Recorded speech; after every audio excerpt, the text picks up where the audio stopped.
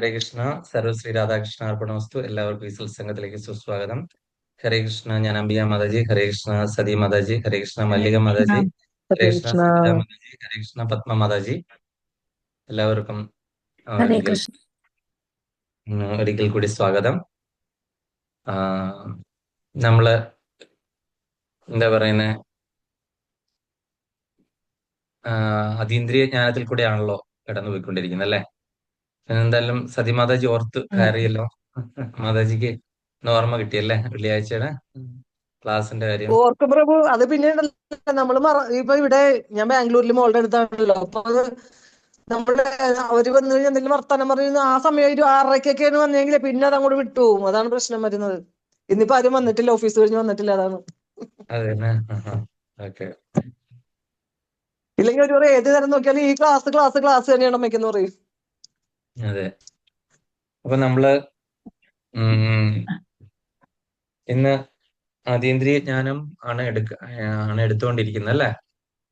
അപ്പൊ അതീന്ദ്രിയ ജ്ഞാനത്തില് നമ്മൾ ഇന്ന് വളരെ പ്രധാനപ്പെട്ട 2 ശ്ലോകങ്ങളാണ് എടുക്കാനായിട്ട് പോകുന്നത്.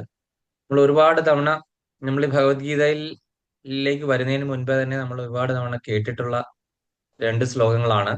നമ്മൾ പണ്ട് മഹാഭാരത സീരിയൽ കാണുന്ന സമയത്ത് തന്നെ നമുക്ക് അറിയാവുന്ന ശ്ലോകങ്ങളാണ്. എല്ലാവർക്കും തന്നെ കാണാതെ അറിയാവുന്നതാണ്. അറിയാൻ വയ്യാത്തവര് ഇനിയെങ്കിലും പഠിക്കുക. അത്രയ്ക്ക് ഇമ്പോർട്ടന്റ് ആയിട്ടുള്ള 2 ശ്ലോകങ്ങളാണ് നമ്മൾ പഠിക്കാൻ പോകുന്നത്.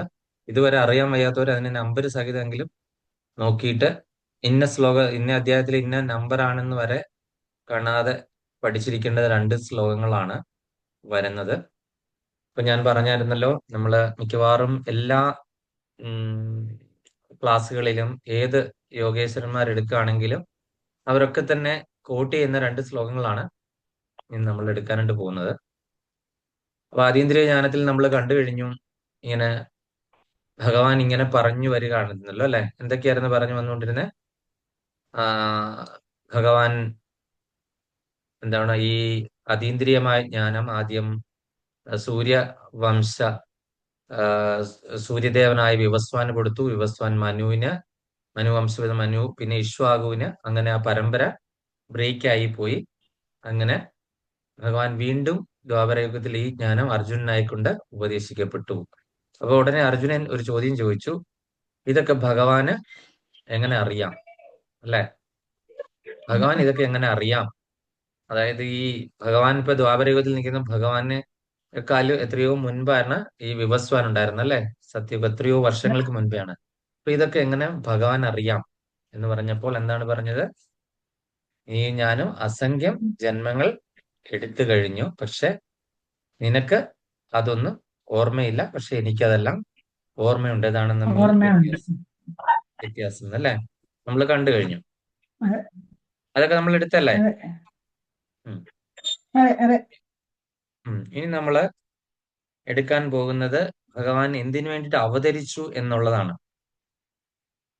അത് ആരെങ്കിലും ചോദിക്കുകയാണ് എന്തിനാണ് ഈ ഭഗവാൻ ഈ അവതാരങ്ങളൊക്കെ എടുത്ത് എന്ന് ചോദിക്കുകയാണെങ്കിൽ അതിനുള്ള ഉത്തരം നൽകാനുള്ള 2 ശ്ലോകങ്ങളാണ്. ഭൗതികമായിട്ട് പറയുമ്പോൾ മാത്രമേ ഇതുള്ളൂ കേട്ടോ. നമ്മൾ കുറച്ചുകൂടെ ഉള്ളിലേക്ക് പോയി കഴിഞ്ഞാൽ ഭഗവാൻ അവതാരം എടുക്കുന്നതിന് മറ്റു പല ഉദ്ദേശങ്ങളും ഉണ്ട്. ഈ 2 നമുക്ക് പൊതുവെ നമുക്കിങ്ങനെ പറയാമെങ്കിലും, പൊതുവെ ആരെങ്കിലും ചോദിക്കുമ്പോൾ സംശയ നിവാരണത്തിനായിട്ട് നമുക്ക് പറയാമെങ്കിലും, ഭഗവാൻ അവതാരം എടുക്കുന്നതിന് വേറെ ഒരുപാട് ഉദ്ദേശങ്ങളുണ്ട്. ഉണ്ട്. അതീന്ദ്രിയമായിട്ടുള്ള പല പല കാര്യങ്ങളും ഉണ്ട്. പക്ഷെ നമുക്ക് ജനറൽ ആയിട്ട് ശാസ്ത്രം പറയുന്നത് അനുസരിച്ചിട്ട് പറയുവാണെന്നുണ്ടെങ്കിൽ ഈ 2 ശ്ലോകത്തിൽ പറഞ്ഞിട്ടുള്ള കാര്യങ്ങളാണ് ഭഗവാൻ ബേസിക്കലി അവതാരം എടുക്കാനായിട്ടുള്ള കാര്യങ്ങൾ. അപ്പൊ അതെന്താണെന്ന് നമുക്ക് നോക്കാം. ഇപ്പൊ അജ്ഞാനതിമിരാന്തസ്യ ജ്ഞാനാഞ്ജന ശലാകയ ചക്ഷുരുന്മീലിതം യേന തസ്മൈ ശ്രീ ഗുരവേ നമ. ശ്രീ ചൈതന്യ മനോഭീഷ്ടം സ്ഥാപിതം യേന ഭൂതലേ സ്വയം രൂപകഥാമഹ്യം ദദാതി സുപാന്തികം വന്ദേഹം ശ്രീഗുരോ ശ്രീയുതപദകമലം ശ്രീഗുരും വൈഷ്ണവാംശ്ച ശ്രീരൂപം സാഗ്രജാതം സഗണ രഘുനാഥാനിതം തം സജീവം സാദ്വൈതം സാവധൂതം പരിജനസഹിതം കൃഷ്ണചൈതന്യദേവം ശ്രീരാധാ കൃഷ്ണപാദാൻ സഗണ ലളിതാ ശ്രീവിശാഖാനുതാം ച. ഹേ കൃഷ്ണ കരുണാ സിന്ധു ദീനബന്ധോ ജഗത്പദേ ഗോപേശ ഗോപികാന്ത രാധാകാന്ത നമോസ്തുതേ.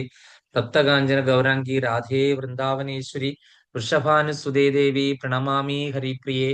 മൂകം കരോതി വാചാലം പങ്കും ലങ്കായതേ ഗിരിം യത്കൃപാതമഹം വന്ദേ ശ്രീഗുരു ദീനതാരിണം പരമാനന്ദമാധവം ശ്രീചൈതന്യീശ്വരം വാഞ്ചാകൽപതരൂപശ്ച കൃപാസിന്ധുഭ്യവച്ച പതിതാനാം പാവനേഭ്യോ വൈഷ്ണവേഭ്യോ നമോ നമഃ. നമ ഓം വിഷ്ണുപാദായ കൃഷ്ണപൃഷ്ഠായ ഭൂതലേ ശ്രീമതേ ജയപതാകസ്വാമിനിധി നാമിനെ നമാചാര്യായ പദായ നിത്തായ കൃപാപ്രദായിനി ഗൗരഗദ ദാമോദായ നഗരഗ്രാമതാരിണി. നമ ഓം വിഷ്ണുപാദായ കൃഷ്ണപൃഷ്ഠായ ഭൂതലേ ശ്രീമതേ ഭക്തിവേദാന്ത സ്വാമിനിധി നാമിനെ നമസ്തേ സാരസ്വതേ ദേവേ ഗൗരവാണി പ്രചാരിണി നിർവിശേഷ ശൂന്യവാദി പാശ്ചാത്യ ദിശതാരിണി.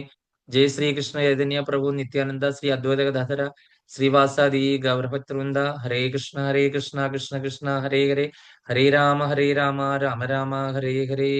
സർവത്ര ഗോവിന്ദ നാമ സങ്കീർത്തനം ഗോവിന്ദ ഗോവിന്ദ.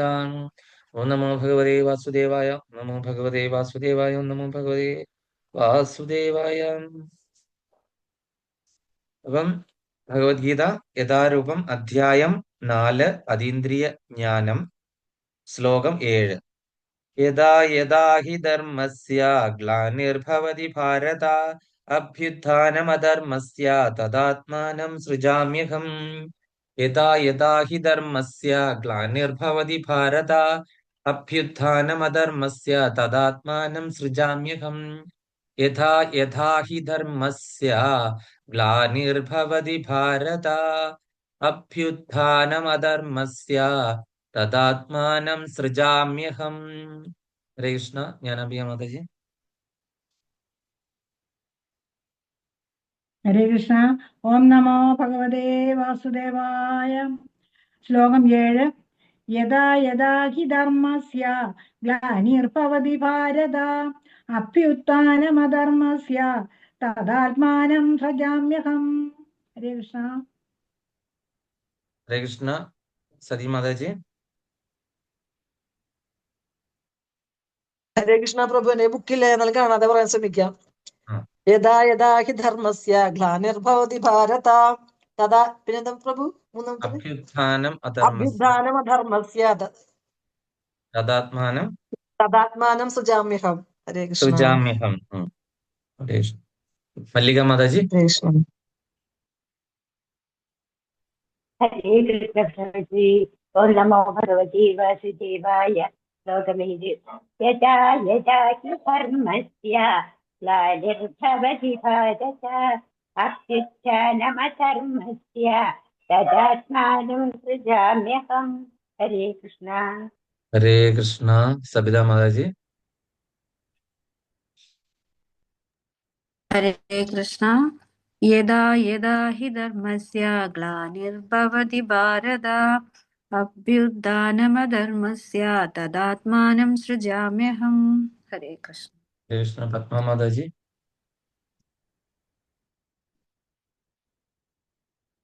ഹരേ കൃഷ്ണ. യഥാ യഥാ ഹി ധർമ്മസ്യ ഗ്ലാനിർഭവതി ഭാരത അഭ്യുത്ഥാനമധർമ്മസ്യ തദാത്മാനം സൃജാമ്യഹം. ഹരേ കൃഷ്ണ. കൃഷ്ണ. നമ്മൾ വളരെ ഇമ്പോർട്ടന്റ് ആയിട്ടുള്ള ശ്ലോകങ്ങൾ പഠിക്കുമ്പോൾ ആൾക്കാർ ആരും ഇല്ലല്ലേ? എല്ലാരും എവിടെ പോയി എന്ന് എനിക്കറിയില്ല. എവിടെ പോയി? ചുരുങ്ങി ചുരുങ്ങി അവസാനം ഞാൻ മാത്രമാകും. ഹരേ കൃഷ്ണ. ഇതാണ് നമ്മളുടെ പ്രസ്ഥാനങ്ങളുടെയൊക്കെ അവസ്ഥ. ഇങ്ങനെയാണ്. കുറെ കഴിഞ്ഞ് ആളില്ലാതെ നിന്ന് പോവാണ് എല്ലാ കാര്യങ്ങളും. സാരമില്ല, ഭഗവാന്റെ ഇച്ഛയാണ് എല്ലാം എന്ന് നമുക്ക് കണക്കാക്കാം. കലിയുഗത്തിന്റെ ആ ഒരു ഇതാണ്. മായ നന്നായിട്ട് ബാധിച്ചിരിക്കുന്നു എന്ന് വേണം കരുതാൻ. നമ്മളെ മായ പിടിക്കാതിരിക്കുക, നമ്മൾ ഭഗവാന്റെ അടുക്കെ പ്രാർത്ഥിക്കുക. ഹരി ബോൾ. അപ്പം രാധിക മാതാജിയെ കണ്ടിട്ടില്ല അല്ലേ പ്രഭു? രാധിക രാധിക മാതാജി. മാതാജി നാട്ടിൽ പോവാണ്. ആരും വരുന്നില്ല എന്ന് പറഞ്ഞ് മെസ്സേജ് ഉണ്ടായിരുന്നു. അത് കുറച്ച് ക്ലാസ്സിൽ ഇനി കേറില്ല എന്ന് പറഞ്ഞിട്ട് മെസ്സേജ് ഉണ്ടായിരുന്നു. നാട്ടിലാണ്. അപ്പം നമുക്ക് നോക്കാം. വിവർത്തനം പദാനുപദ തർജ്ജമ. ജയശ്രീല പ്രഭാത്. ഭാരത, ഹേ ഭാരത. യഥാ യഥാ, എപ്പോൾ എപ്പോൾ, ധർമ്മസ്യ ധർമ്മത്തിന്, ഗ്ലാനി കോട്ടവും, അധർമ്മസ്യ അധർമ്മത്തിന്, അഭ്യുത്ഥാനം അഭ്യുത്ഥാനവും അല്ലെങ്കിൽ വർധനവും, ഭവതി ഹി ഭവിക്കുന്നുവോ, തഥാ അപ്പോൾ അപ്പോൾ, അഹം ഞാൻ, ആത്മാനം സ്വയം, സൃജാമി പ്രത്യക്ഷനാകുന്നു. വിവർത്തനം ഭാവാർത്ഥം. Divine grace A C Bhaktivedanta Swami Srila Prabhupada. ജയ് ശ്രീല പ്രഭാത്. എപ്പോൾ എവിടെ ധർമാചരണത്തിന് ക്ഷയം നേരിടുന്നുവോ, എപ്പോൾ അധർമ്മം തഴച്ചു വളരുന്നുവോ, അപ്പോഴെല്ലാം ഞാൻ അവതരിക്കുന്നു ഹേ ഭാരത. വളരെ വ്യക്തമാണ് അല്ലെ, നമ്മൾ പ്രത്യേകിച്ചൊന്നും പറയണ്ട. ഭഗവാൻ അവതരിക്കാനായിട്ടുള്ള കാരണം എന്താണ്? ധർമ്മം ആചരിച്ചുകൊണ്ടിരിക്കുമ്പോൾ എവിടെയെങ്കിലും അതിന് ക്ഷയം നേരിടുക, അല്ലെങ്കിൽ അതിന് ക്ഷയം എന്ന് പറഞ്ഞാൽ എന്താ? വൃദ്ധി എന്ന് പറഞ്ഞാൽ ഉയർച്ച, ക്ഷയം എന്ന് പറഞ്ഞാൽ എന്താണ്? താഴ്ച. നമുക്ക് ചന്ദ്രൻ ഉണ്ടല്ലോ, വൃദ്ധിയും ക്ഷയവും അല്ലെ. ചന്ദ്രന് 15 ദിവസങ്ങളിൽ വൃദ്ധി സംഭവിക്കുന്നു. അത് കഴിഞ്ഞിട്ട് പിന്നെ 15 ദിവസം അമാവാസ്യ ക്ഷയമായി അല്ലെ. അപ്പം എപ്പോ ധർമാചരണത്തിന് ക്ഷയം നേരിടുന്നുവോ, എപ്പോൾ അധർമ്മം തഴച്ചു വളരുന്നു. അപ്പൊ ധർമ്മം ക്ഷയിച്ചു കഴിഞ്ഞാൽ അവിടെ എന്താണ് പൊങ്ങി വരുന്നത്? അധർമ്മം. ഒരു നാണയത്തിന്റെ രണ്ട് വശങ്ങൾ പോലെയാണ് അല്ലെ. ധർമ്മം എപ്പോഴും എപ്പോ താന്നു കഴിഞ്ഞാൽ അവിടെ എന്താണ്? ഇത് ത്ലാസ് പോലെയാണ്, ഇവിടെ താഴുമ്പോ ഇവിടെ അത് പൊങ്ങും ഇല്ല എന്ന് പറഞ്ഞതുപോലെ അധർമ്മം അത് തഴച്ചു വളരുന്നു. അപ്പോഴെല്ലാം ഞാൻ അവതരിക്കുന്നു. അപ്പൊ അങ്ങനെയൊക്കെയുള്ള സമയങ്ങളിൽ ഞാൻ അവതരിക്കും എന്ന് ഭഗവാൻ പറഞ്ഞിരിക്കുന്നു. അപ്പൊ വ്യക്തമാണ്, എപ്പോഴൊക്കെ ധർമ്മം ആചരിക്കുമ്പോൾ അതിനൊക്കെ പിഴവുണ്ടായി അത് ക്ഷയിച്ച് അത് തീരെ ഇല്ലാതാകുന്നു, ആ സമയത്ത് അധർമ്മം തഴച്ച് വലുതാകുന്നു, അപ്പോഴൊക്കെ ഞാൻ അവതരിക്കുന്നു. എന്തിനു വേണ്ടിയിട്ടാണ് അവതരിക്കുന്നത്? ധർമ്മത്തെ പുനഃസ്ഥാപിക്കാൻ വേണ്ടിയിട്ട്. നമുക്കിപ്പോ ഇങ്ങനെ ഈ ധർമ്മം ഭഗവാൻ വിഭാവനം ചെയ്തതാണല്ലോ ധർമ്മം അല്ലെ. ഭഗവാൻ വിഭാവനം ചെയ്തതാണ് ധർമ്മങ്ങളും ശാസ്ത്രങ്ങളും അങ്ങനെ വേദങ്ങളും ഉപനിഷത്തുകളും ഒക്കെ ഉണ്ട്. അപ്പൊ ഈ വേദങ്ങള് ഈ നമ്മളുടെ ഈ സനാതന ധർമ്മത്തിന്റെ ഒരു അടിത്തറ എന്ന് പറയുന്നത് വേദങ്ങൾ, ഉപനിഷത്തുകൾ, ബ്രാഹ്മണങ്ങൾ, സൂക്തങ്ങള്, ശ്രുതികള്, സ്മൃതികള്, പുരാണങ്ങള്, ഇതിഹാസങ്ങള്, അങ്ങനെ ഒരുപാട് ഗ്രന്ഥങ്ങളാണ് ഇതിനെ പിടിച്ച് നിർത്തിയിരിക്കുന്നത് അല്ലെ. അപ്പോൾ എപ്പോൾ ഇതിന് നാശം ഉണ്ടാകുന്നു, അല്ലെങ്കിൽ ഇതിനെ ആരെങ്കിലും ആക്രമിച്ചിട്ട് ഇതൊക്കെ തെറ്റാണെന്ന് പറഞ്ഞ് വേറെ ഏതെങ്കിലും ഒരു സംസ്കാരം അവിടെ വന്ന് കയറുകയും അവരത് തഴച്ചു വളരുകയും ചെയ്യുന്നു. പണ്ടൊക്കെ അത് ആരായിരുന്നു? പണ്ടൊക്കെ അത് അസുരന്മാരൊക്കെ ആയിരുന്നു, ആശ്രിക ഗുണമുള്ളവരൊക്കെ ആയിരുന്നു സത്യയുഗത്തിലൊക്കെ. അപ്പൊ നമ്മൾ കണ്ടു ഇതേപോലെ തന്നെ അധർമ്മം തഴച്ചു വളരാൻ തുടങ്ങി. ഈ അസുരന്മാരൊക്കെ ഹിരണ്യകശിപുവും ഹിരണ്യാക്ഷനൊക്കെ ദേവലോകമൊക്കെ കീഴ്പ്പെടുത്തി ദേവന്മാരെയൊക്കെ ഓടിച്ചു. സുരന്മാർ എന്ന് പറഞ്ഞു കഴിഞ്ഞാൽ ഭഗവാന് സേവ ചെയ്യുന്ന ആൾക്കാരാണ്, ഭഗവാന്റെ സേവകരാണ് അല്ലെ. അപ്പൊ ഭഗവാൻ അവിടെ നോക്കിയിരിക്കാൻ പറ്റുമോ? അപ്പൊ അങ്ങനെ അവിടെ ഈ ശുദ്ധ സന്യാസിമാരായിട്ടുള്ള ആൾക്കാരുടെയൊക്കെ തപസ് ശല്യപ്പെടുത്തുക, അവരുടെയൊക്കെ യാഗങ്ങളും ഹോമങ്ങളും ഒക്കെ എന്ത് ചെയ്യണം? രക്തമൊക്കെ ഒഴിച്ചിട്ട് അവരുടെയൊക്കെ ശവശരീരങ്ങൾക്ക് എറിഞ്ഞ് ഈ യാഗമൊക്കെ ശല്യപ്പെടുത്തുക, പിന്നെ അവരെയെല്ലാം വധിക്കുക, അവരെയെല്ലാം ഭക്ഷിക്കുക, ഇങ്ങനെ അതുപോലെ ദുരാചാരങ്ങൾ നടന്നിട്ടുണ്ട്. സ്ത്രീകളെ, കന്യാരത്നങ്ങളായിട്ടുള്ള സ്ത്രീകളെയൊക്കെ തന്നെ അവരുടെ മാനഹാനി നടത്തുക, മാനഭംഗപ്പെടുത്തുക, അങ്ങനെ ഒരുപാട് ഇത് നടന്നതിന്റെ ആ ഒരു എക്സ്ട്രീം എൻഡിൽ എത്തുന്ന സമയത്ത് എന്ത് ചെയ്യും? സാധാരണഗതിയിൽ ആരാണ് പോകുന്നത്? ഇങ്ങനെ വരുമ്പോഴത്തേന് എന്താണ്? ഈ അധർമ്മം തഴച്ചു വളരുമ്പോൾ എന്താണ് സംഭവിക്കുന്നത്? ഭൂമി ദേവിക്ക് ഇതിന്റെ ഭാരം സഹിക്കാൻ പറ്റത്തില്ല.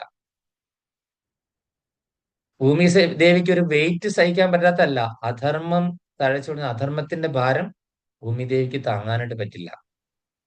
ഇത്രയും വെയിറ്റ് താങ്ങുന്ന ആ ഭൂമി ദേവി, ഈ കുറെ അസുരന്മാരെയും കുറെ മനുഷ്യരൊക്കെ ഇവിടെ എത്ര തഴച്ചു വളർന്നാലും ഭൂമി ദേവിക്ക് അങ്ങനെ വെയിറ്റ് കൂടിയിട്ട് ഭൂമി ദേവിക്ക് ഒരു പ്രശ്നം വരുന്നില്ല. അത് നിങ്ങൾ വിചാരിക്കരുത്. ഭൂമി ദേവിക്ക് എന്താണ്? അധർമ്മം എങ്ങനെ തഴച്ചു വളരുമ്പോൾ ധർമ്മത്തിന് നാശം സംഭവിക്കുന്ന ഭൂമിക്ക് അത് സഹിക്കാൻ പറ്റത്തല്ല. അപ്പൊ അങ്ങനെ വരുന്ന സമയത്ത് ഈ ഭൂമി എന്ന് പറയുന്ന ഗോളത്തിന്റെ അതിദേവതയായ ഭൂമി ദേവി നമ്മൾ സ്ത്രീരൂപമാണ് കൽപ്പിച്ചിരിക്കുന്നത്. ആ ഭൂമി ദേവി തന്നെ ഭഗവാന്റെ പത്നിയുമാണ്. അതേ ഭൂമി ദേവി എന്ത് ചെയ്യും? ഗോരൂപം പ്രാപിച്ചിട്ട് എന്ത് ചെയ്യും? നമ്മുടെ ബ്രഹ്മദേവനെ കാണും. ഇപ്പം ദേവന്മാരും എല്ലാം അവരുടെ ആസനങ്ങളൊക്കെ നഷ്ടപ്പെട്ട് അവരും ഇങ്ങനെ അലഞ്ഞു തിരിഞ്ഞു നടക്കുക, അവിടെ എവിടെയും ഒന്നുമില്ലാതെ ഒളിവിൽ നടക്കുകയാണ് അല്ലെ. അങ്ങനെ ഒളിവിൽ നടക്കുന്ന സമയത്ത് ഇവരെല്ലാരും കൂടി ബ്രഹ്മദേവനെ കാണുക. ബ്രഹ്മദേവൻ അവിടെ നിന്ന് പാലാഴിനാഥനെ കാണാനായിട്ട് പോവുക, ക്ഷീരോദശകായ വിഷ്ണുവിനെ കാണാനായിട്ട് പോവുകയാണ്. അവിടെ ചെന്നിട്ട് അവരെല്ലാരും കൂടി പുരുഷ സൂക്തമൊക്കെ ചൊല്ലി ഭഗവാൻ പുരുഷ സൂക്തത്തിന്റെ അവസാനം പ്രസന്നനായി.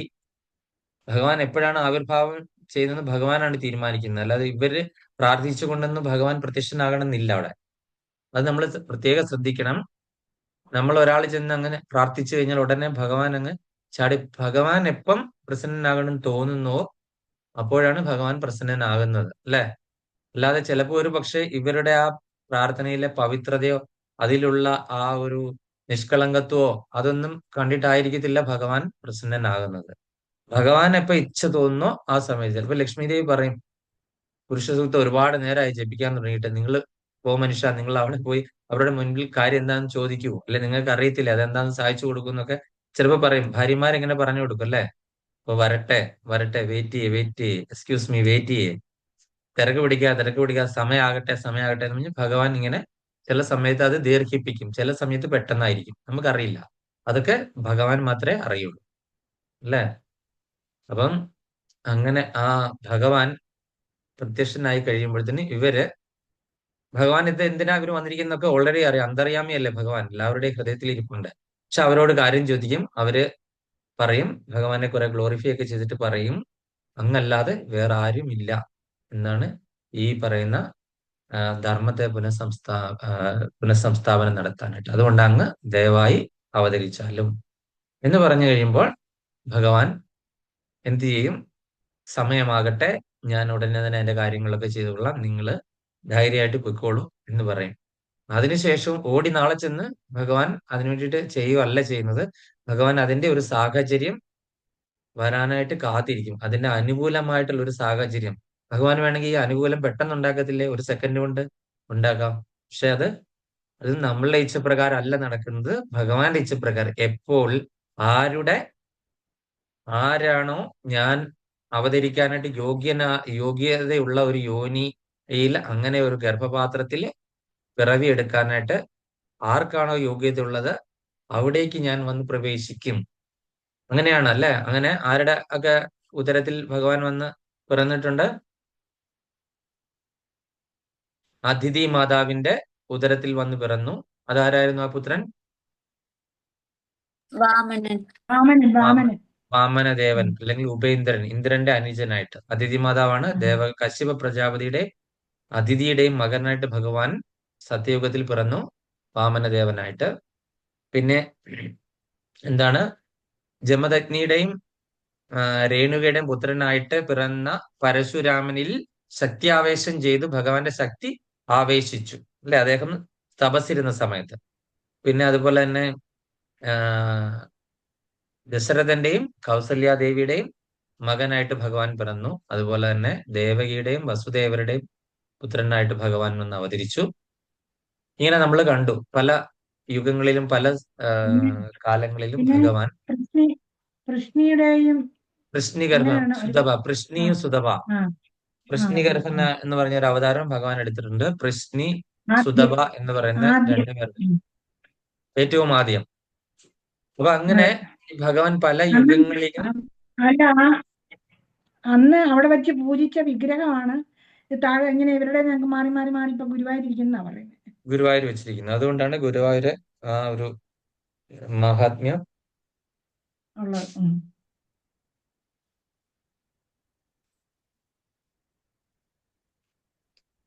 അപ്പൊ അങ്ങനെ പ്രശ്നീഗർഭനായ ഭഗവാൻ അടക്കം നമ്മൾ ഒരുപാട് ഭഗവാന്റെ അവതാരങ്ങൾ കണ്ടു. അങ്ങനെ നമ്മൾ കണ്ടു. ഇങ്ങനെ ഭഗവാൻ അവതാരം എടുത്തിട്ട് അവസാനം ശ്രീകൃഷ്ണ അവതാരം കഴിഞ്ഞു കഴിഞ്ഞിട്ട് പിന്നെ അടുത്ത അവതാരം ആരായിരുന്നു? ചൈതന്യ മഹാപ്രഭു, ശ്രീബുദ്ധന്റെ അവതാരം, അല്ലെ? ശ്രീബുദ്ധൻ. അങ്ങനെ ശ്രീബുദ്ധന്റെ അവതാരം കഴിഞ്ഞ് ശ്രീബുദ്ധന്റെ അവതാരം ഒരു പ്രത്യേക ഉദ്ദേശത്തോടു കൂടിയായിരുന്നു. അദ്ദേഹത്തിന്റെ അവതാര ഉദ്ദേശമൊക്കെ നമ്മൾ പലതവണ പറഞ്ഞു കഴിഞ്ഞാണ്. എന്താണ് അദ്ദേഹം പ്രചരിപ്പിച്ച സിദ്ധാന്തം? ഞാൻ കഴിഞ്ഞ ക്ലാസ്സിൽ എടുത്താന്ന് തോന്നുന്നു. നിർവാണം. അതിനുശേഷം ഭഗവാന്റെ അംശമായിട്ടുള്ള മഹാദേവൻ ശങ്കരാചാര്യരായിട്ട് അവതരിച്ചു. അദ്ദേഹം പ്രചരിപ്പിച്ച സിദ്ധാന്തം അദ്വൈതം. അതിനുശേഷം ചൈതന്യ മഹാപ്രഭു ഏകദേശം 5500 വർഷങ്ങൾക്ക് മുൻപേ 550 വർഷങ്ങൾക്ക് മുൻപേ ആരായിട്ട് അവതരിച്ചു? ഗൗരവർണ്ണത്തിൽ ചൈതന്യ മഹാപ്രഭുവായിട്ട് മായാപൂരിലെ നവദ്വീപിൽ അവതരിച്ചു. അദ്ദേഹം സങ്കീർത്തന പ്രസ്ഥാനം വിഭാവനം ചെയ്തു. ഹരേ കൃഷ്ണ മഹാമന്ത്രം നമുക്കൊക്കെ തന്നു അദ്ദേഹം.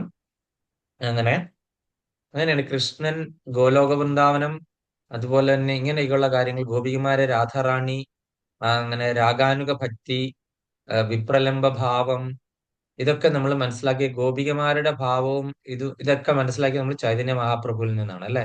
അതിനു മുൻപ് ആർക്കും അറിയില്ലായിരുന്നു ഗോലോക വൃന്ദാവനം എന്നൊരു ധാമം ഉണ്ടോ, അത് എവിടെയാണ്, ആരാണ് supreme personality of God head അല്ലെ. നമുക്കൊക്കെ വിഷ്ണു ആണ് supreme personality of God head എന്നാണ് നമ്മൾ കണക്കാക്കിയിരുന്നത് അല്ലെ. കൃഷ്ണൻ ഒരു വിഷ്ണുവിന്റെ ഒരു 9ാമത്തെ അവതാരം എന്ന് മാത്രമായിരുന്നു നമ്മൾ കണക്കാക്കിയിരുന്നത്. ചൈതന്യ മഹാപ്രഭു അവതരിച്ചപ്പോൾ ആ ഒരു ശ്ലോകം ഏതാണ്? ഞാൻ കഴിഞ്ഞ ദിവസം പറഞ്ഞ ശ്ലോകമാണ്. ഭാഗവതത്തിലും ഭഗവത്ഗീതയിലും കൃഷ്ണ കയറുന്ന ആൾക്കാർ ഇവിടെ ഉണ്ട്. കൃഷ്ണവർണം ദൃശാകൃഷ്ണം സാങ്കോപാംഗ അഗസ്ത പാർഷദം യജ്ഞേ യജ്ഞേ സങ്കീർത്തന പ്രായർ യജന്തസി സുമേധസ. കലിയുഗത്തിൽ ബുദ്ധിയുള്ള ആൾക്കാര് എന്താണ്? സങ്കീർത്തന പ്രസ്ഥാനം പിന്തുടരും. ബുദ്ധിയുള്ള ആൾക്കാർ ആര്? ചൈതന്യ മഹാപ്രഭു അവതരിച്ചു. ഏതാണ്? കൃഷ്ണവർണം, കൃഷ്ണന്റെ ഗോത്രത്തിൽപ്പെട്ടതാണ്, അതായത് കൃഷ്ണൻ തന്നെയാണെന്നാണ് അതിന്റെ അർത്ഥം. തുഷ അകൃഷ്ണം, പക്ഷെ ചെറിയ വ്യത്യാസമുണ്ട്, നിറത്തിലൊരു വ്യത്യാസമുണ്ട്. കൃഷ്ണവർണം കറുത്ത വർണ്ണത്തിന്റെ ഓപ്പോസിറ്റ് നിറം, അതായത് സ്വർണ്ണവർണ്ണം. തുഷ ആകർഷണം സാങ്കോപാങ്കാസ്ത വാർഷണം. ഒരുപാട് ആയുധങ്ങൾ അധികം ഒന്നും ഇല്ല, പക്ഷെ അദ്ദേഹത്തിന്റെ ആയുധം എന്തായിരുന്നു? ഒരേ ഒരു ആയുധമായിരുന്നു നാമസങ്കീർത്തനം. അദ്ദേഹം നാവായിരുന്നു ആയുധമായിട്ട് ഉപയോഗിച്ചിരുന്നത്. ആ നാവിൽ കൂടെ വന്ന ആയുധം അല്ലെങ്കിൽ ആ ഒരു ഇതെന്തായിരുന്നു? എല്ലാത്തിനെയും ഹരിക്കുന്നത് എന്താണ്? ഈ കലിയുഗത്തിലെ കന്മഷങ്ങളെ ഹരിക്കുന്ന ആയുധം എന്തായിരുന്നു? ഹരിനാമം ആയിരുന്നു. യജ്ഞേ സങ്കീർത്തന പ്രായേ യജന്തസി സുമേധസ. അങ്ങനെ സങ്കീർത്തന യജ്ഞമായിരുന്നു അദ്ദേഹം വിഭാവനം ചെയ്തത്. യജന്തസി സുമേധസ, ബുദ്ധിയുള്ള ആൾക്കാര് കലിയുഗത്തില് ആ സങ്കീർത്തനം. അദ്ദേഹം പാർഷദന്മാരുടെ കൂടെയാണ് അവതരിച്ചത് അല്ലെ. സാങ്കോ പാങ്കാസ്ത പാർഷദം. പാർഷദന്മാർ ആരൊക്കെയാണ്? ഒരുപാടുണ്ട്, നമുക്കറിയാവുന്ന ആരൊക്കെയാണ്? 5 പേരുണ്ട്. ആരൊക്കെയാണ്? 5 തത്വങ്ങള്. കൃഷ്ണ ചൈതന്യ മഹാപ്രഭു ശ്രീകൃഷ്ണ ചൈതന്യ പ്രഭു നിത്യാനന്ദ അദ്വൈത നിത്യാനന്ദൻ അദ്വൈത നിത്യാനന്ദ ശ്രീ വാസാദി ഗൗരഭക്ത വൃന്ദൻ. എന്റെ മാതാജി ഇങ്ങനെ തത്വം ചോദിച്ച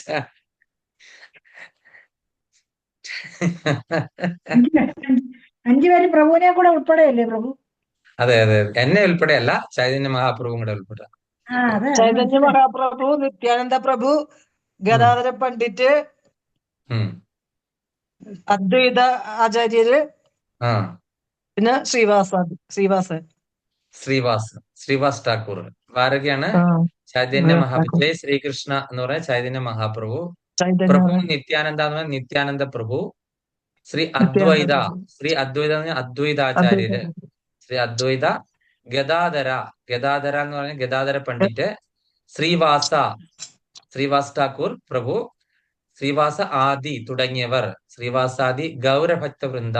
ആരാണ് ഗൗരാംഗൻ?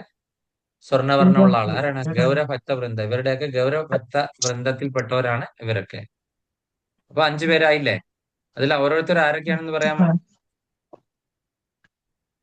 ചൈതന്യ മഹാപ്രഭു എന്ന് പറഞ്ഞാൽ ഭഗവാന്റെ അവതാരം.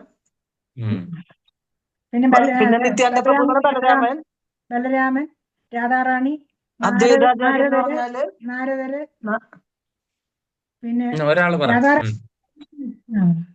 പറഞ്ഞു മാതാജി പറഞ്ഞോ? അല്ല, സജി മാതാജി പറഞ്ഞു. എന്തുട്ടാ? ചൈതന്യ മഹാപ്രഭു എന്ന് പറഞ്ഞ ഭഗവാന്റെ അവതാരം, നിത്യാനന്ദ പ്രഭു എന്ന് പറഞ്ഞ ബലരാമസ്വാമി, പിന്നെ അദ്വൈതാചാര്യൻ എന്ന് പറഞ്ഞ നാരദൻ, പിന്നെ നാരദമുനി, പിന്നെ അവിടെയാണ് തെറ്റിപ്പോയത്. അദ്വൈതാചാര്യൻ എന്ന് പറഞ്ഞ മഹാദേവനാണ് പ്രഭു. സദാശിവൻ. മഹാദേവനല്ല, സദാശിവൻ. സദാശിവൻ. പിന്നെ ഗദാധര പണ്ഡിറ്റാണ്. ഗദാധര പണ്ഡിറ്റ് രാധാറാണി അല്ലേ പ്രഭു? രാധാറാണി ആണോ? അടുത്ത് രാധാറാണി. പിന്നെ ശ്രീവാസൻ എന്ന് പറഞ്ഞാല് നാരദ മഹർഷി. നീ കഴിഞ്ഞു അല്ലേ? അത്രയുള്ള 5 പേരായി. 5 വരെയായി. കഴിഞ്ഞു. അപ്പൊ നമ്മള് ഈ പഞ്ചതത്വങ്ങളെയൊക്കെ കണ്ടല്ലേ. അപ്പൊ നമ്മള് ഈ ചൈതന്യ മഹാപ്രഭു വന്നിരിക്കുന്ന ഈ 28ാമത്തെ കൽപ്പത്തിൽ ജീവിച്ചിരിക്കുന്ന നമ്മളൊക്കെ ഓരോരുത്തരും ഭാഗ്യവാന്മാരാണ്. കാര്യം നമുക്ക് ഹരിനാമം കിട്ടിയല്ലേ. ചിലപ്പോൾ മറ്റുള്ള വേറെ യുഗങ്ങളിലൊക്കെ ചൈതന്യ മഹാപ്രഭു വന്നില്ല എങ്കിൽ ഈ ഇതൊന്നും നമുക്ക് ഒരുപക്ഷെ മറ്റുള്ള യുഗങ്ങളിൽ താമസിച്ചിരിക്കുന്നവർക്കൊക്കെ ഇപ്പം വേറെ മറ്റുള്ള ബ്രഹ്മാണ്ടങ്ങളിലൊക്കെ നടന്നുകൊണ്ടിരിക്കുന്ന പല പല യുഗങ്ങളും അവതാരങ്ങളും ഒക്കെ ആയിരിക്കും. അപ്പൊ അവിടെയുള്ളവർക്കൊക്കെ തന്നെ ഈ ഒരു ഭാഗ്യം കിട്ടിയിട്ടില്ല. കാര്യം നമ്മൾ ഈ 28ാമത്തെ കൽപ്പത്തിൽ ജീവിക്കുന്നവരായതുകൊണ്ട് ചൈതന്യ മഹാപ്രഭു ഈ 28ാമത്തെ കൽപ്പത്തിലേ വരുള്ളൂ.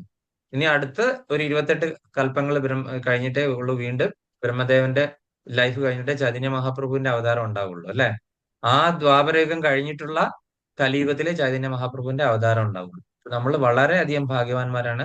കാര്യം എന്താണ്, നമ്മളുടെ പ്രോസസ് ഇസ് വെരി സിമ്പിൾ അല്ലെ. വളരെ സിമ്പിൾ ആയിട്ട് നമുക്ക് ഇവിടുന്ന് പോകാനായിട്ട് സാധിക്കും അല്ലെ.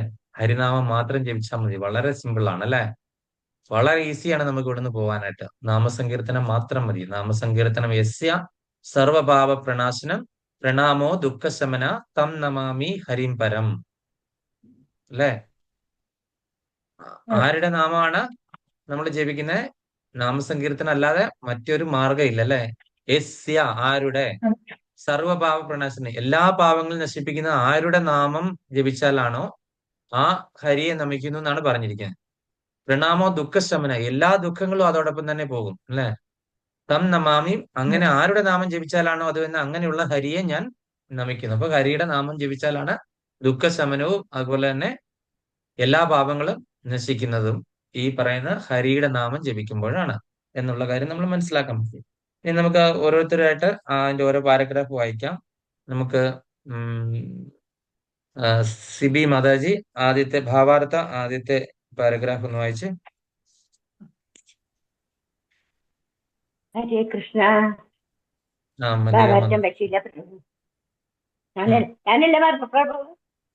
മാതാജി വായിച്ചോളൂ.